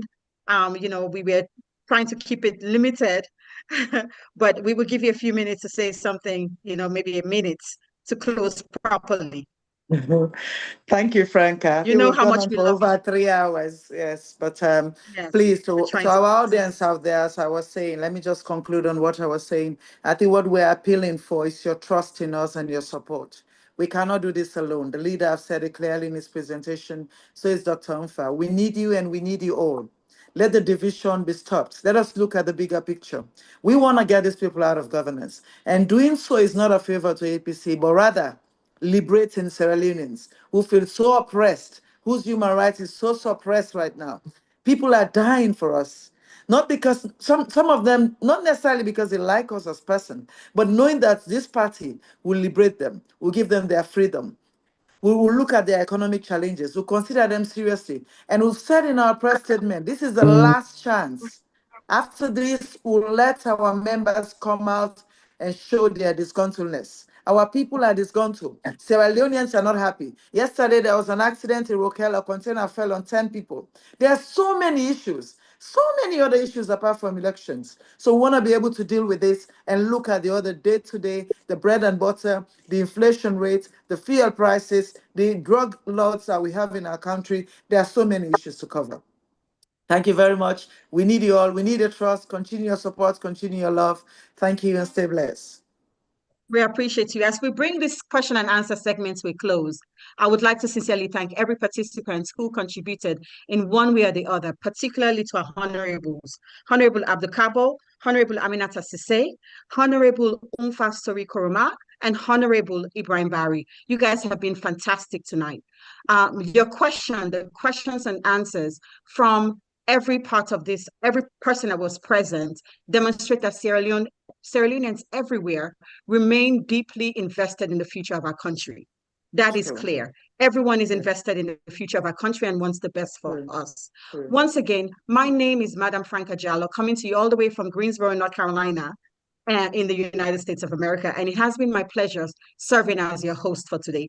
At this time, I respectfully hand over the program back to our distinguished moderator, Madam Justina Bangura. Thank you so much. Next woman president in USA.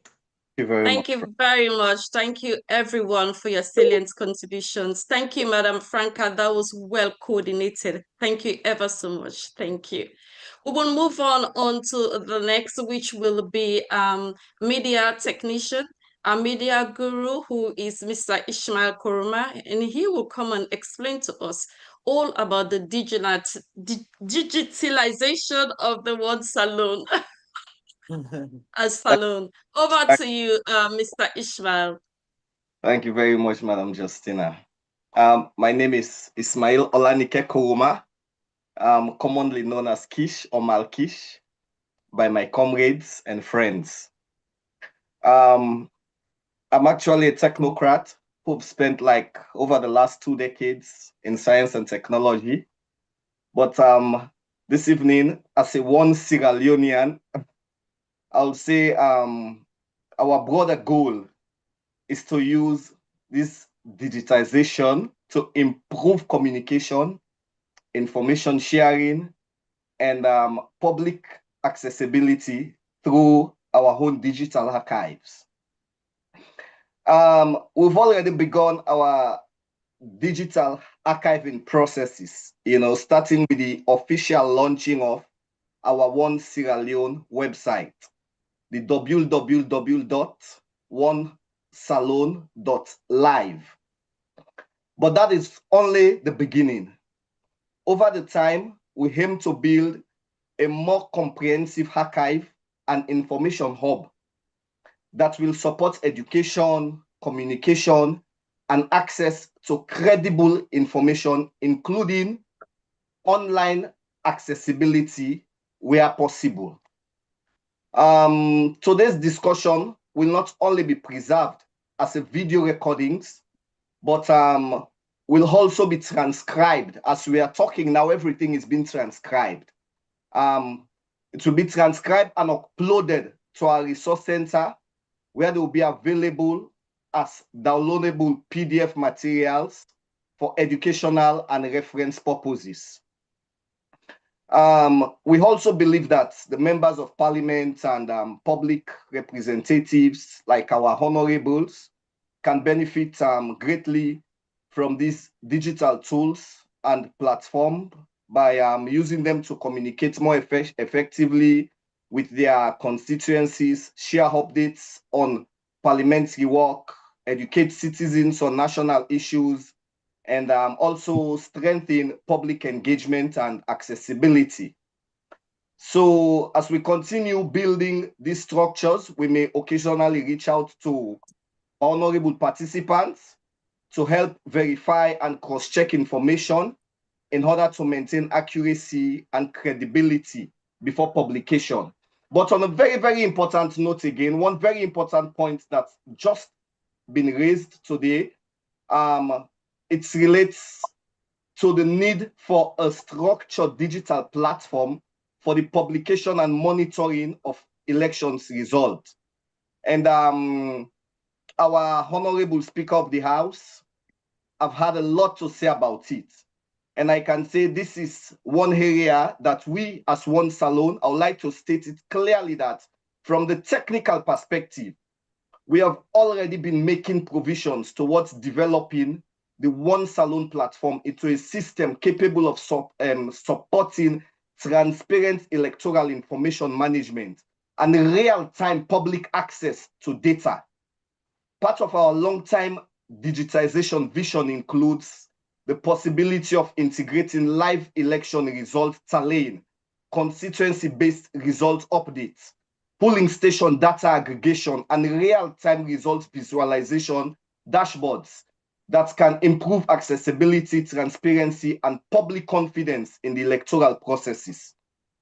And also, I think the goal is to gradually build a credible digital infrastructure that can support election monitoring, civic education, public accountability, and verified information dissemination in more organized and technological efficient manner. So currently, I would say we are putting lots of effort to ensure that this time around, we shall have our results before the last vote is cast. So we all go play we own role, we all go do we best, and we go fight as much as we able. To the last strength, to the last atom of we strength, for long make sure say we ensure say this election be credible and it fall on with favor. I thank you all very much, and I thank we honorable guests. So back to you again, my moderator. Thank you ever so much, Ms. Nalkish. Thank you, Ishmael. That was wonderfully said. We thank and appreciate you for all the good work you're doing. Without you, we won't be up and running. Thank you so much. And we look forward to the future and the success of One Salone. Thank you. I'll now call on Yamatha for a closing reflection and key takeaways. She is a selfless leader of the UK and I constituency, and this woman is working tirelessly for our party, and she is just having the spirit that everybody that we want to have. It is my honor to represent and also to bring forward in person Yamatha for you to take up the podium and give us your closing reflection and takeaway. Over to you, my lady. Thank you so much, my lady Justina. Hello, everybody. What an e-town hall meeting indeed. Moderators, distinguished ladies and gentlemen, our honorable members of parliament, I'm so honored and delighted to be part of this historic event. I'm going to be very short and precise here. I'm so sorry for the mild background noise because I'm not at home, but then Aurelian matters to me all the time. So reflections of the Eastern Hall meeting today. I'll start first by thanking God for making this possible so far for the education. So I'll start with one, the One Salone Town Hall meeting is a timely and necessary engagement. It brought together stakeholders, our MPs, and across the diaspora and home to reflect on where we stand with the tripartite arrangements and the export plan. What stood out today? I'll name few. Renewed urgency. There is a clear consensus that peaceful implementation will not resolve public confidence. Full implementation of the tripartite recommendations is not negotiable at all.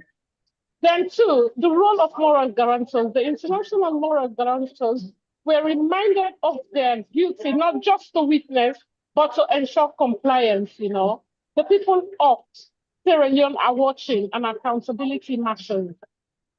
I would just say the diaspora voice engagement reaffirmed that the diaspora is not the spectator. We as stakeholders with a responsibility to advocate, monitor, and support progressive and strength democracy back home. So the key takeaways here are the full implementation, not selective action at all. The 8 points plan and tripartite recommendations are a package.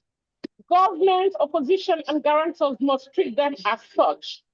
The timeline and transparency, the people need clear timelines and regular public updates. That is what we are doing today. And I'm also encouraging our MPs to do so in Sierra Leone, like engaging the civil populace, because our grassroots need this kind of engagement. The electoral reforms must be credible, from voter registration to results management.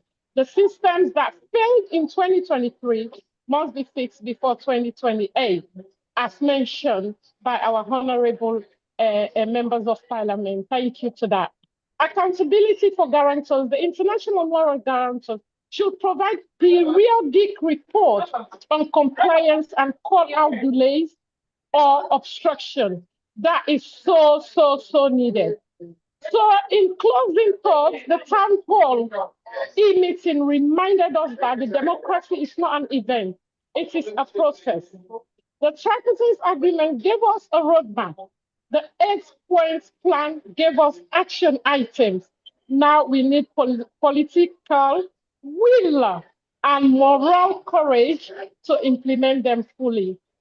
One Salone, one people, and one future. I thank you, everybody. Thank you ever so much, Yamatha. That was well reflected. We will take it along with us and we will certainly implement what you have said. Thank you, my darling. Much appreciated. What are the e-town meeting today? Thank you very much. We have come to the end of this e-town meeting. Thank you for everyone that's been here. Our audiences, we do appreciate and thank you for your time. Our panelists, thank you, our honorables. Thank you for making it possible today. And on that note, I will call on Miriam Dumbuya for her to come and give us the vote of thanks. Thank you ever so much. I hope we will continue with these consequence meetings in the near future. Mira Dumbuya, over to you, my darling. Thank you.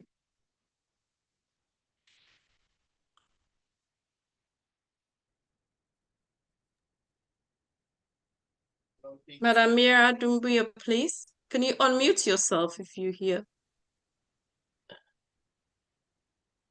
She's at work. She's at work. I don't think she's around. Would you like to do the vote of thanks, yeah, Umar, sir? Yes, I don't mind doing that at all. Thank you. I want to take this opportunity to tell Una all plenty thank you. Especially to Una, we guest them. Una the honorable members of parliament, including the leader of the opposition.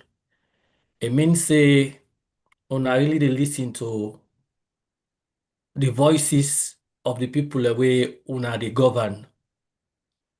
And it also means say Una ready for engage.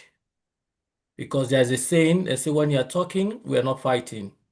And that is just what it means. That I made this platform day. Follow we engage with WeSef. Or make sure say, we understand WeSef better. I'm sure Boku people will get doubt we can inside this meeting. They left this meeting today a lot wiser than how they can inside. That they mean a lot. So that is just what we're doing as one salon. So one for take this opportunity for telling a special thank you. And that besides, we don't do a thank you flyer we don't send to Una for appreciate Una for taking our time for camp at this program.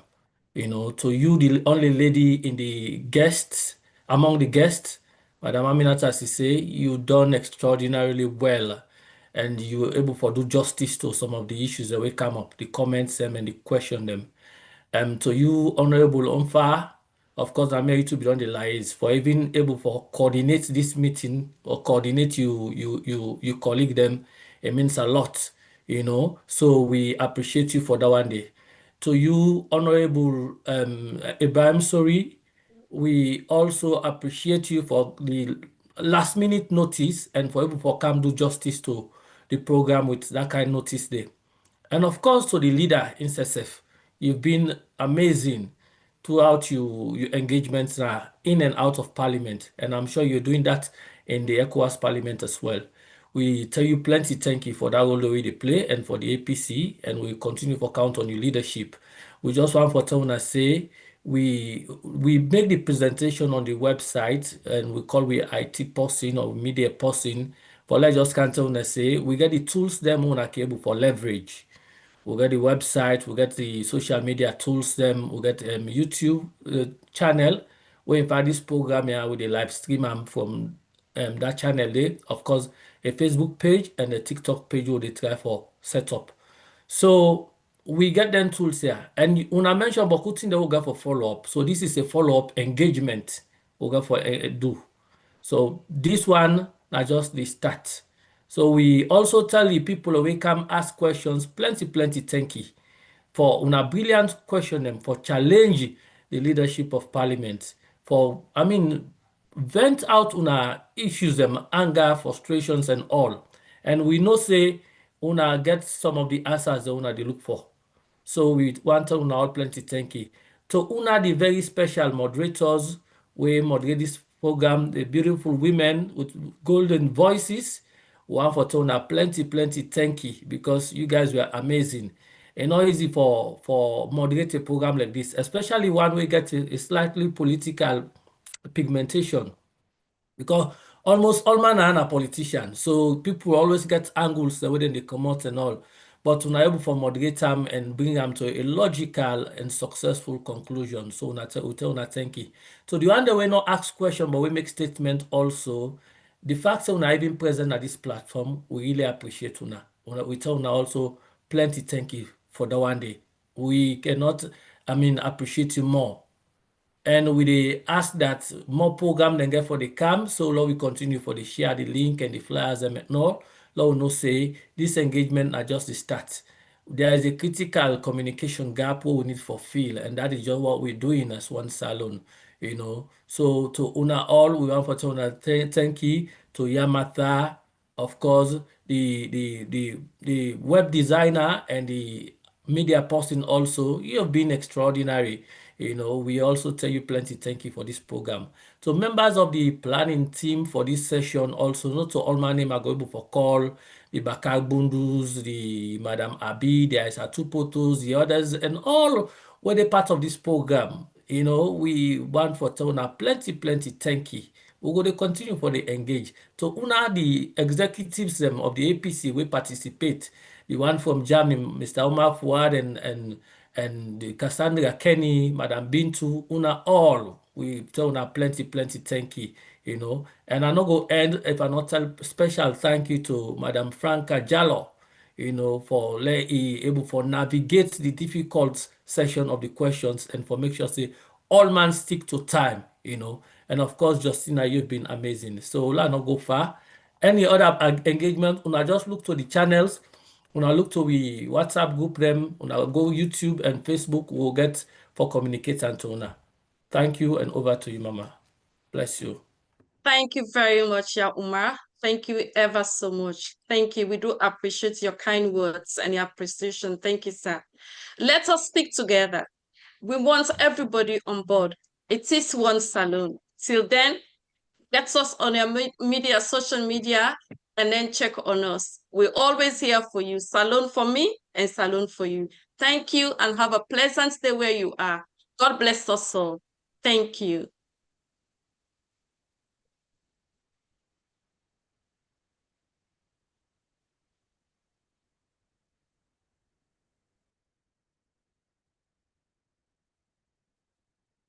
Thank you, Madam Justina. Thank you, Madam Franca. Well done. Well done.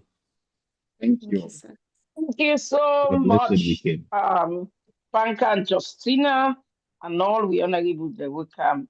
I know see we all done here now. We all done the questions. There are lots of questions they don't answer today.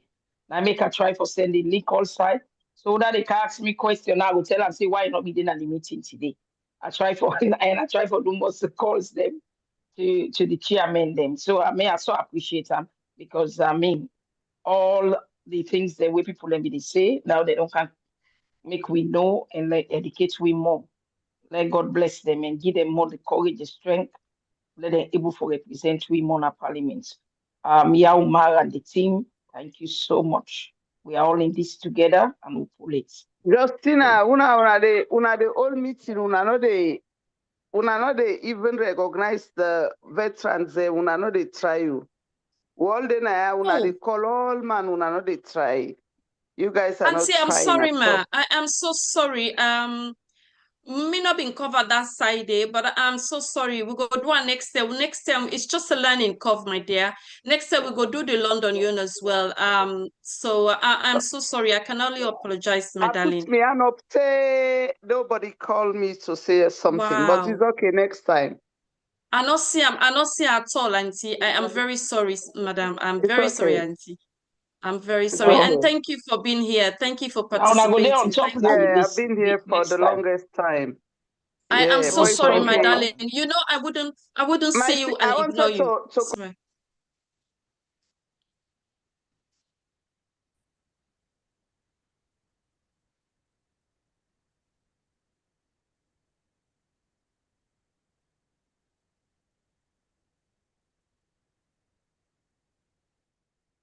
We all muted now.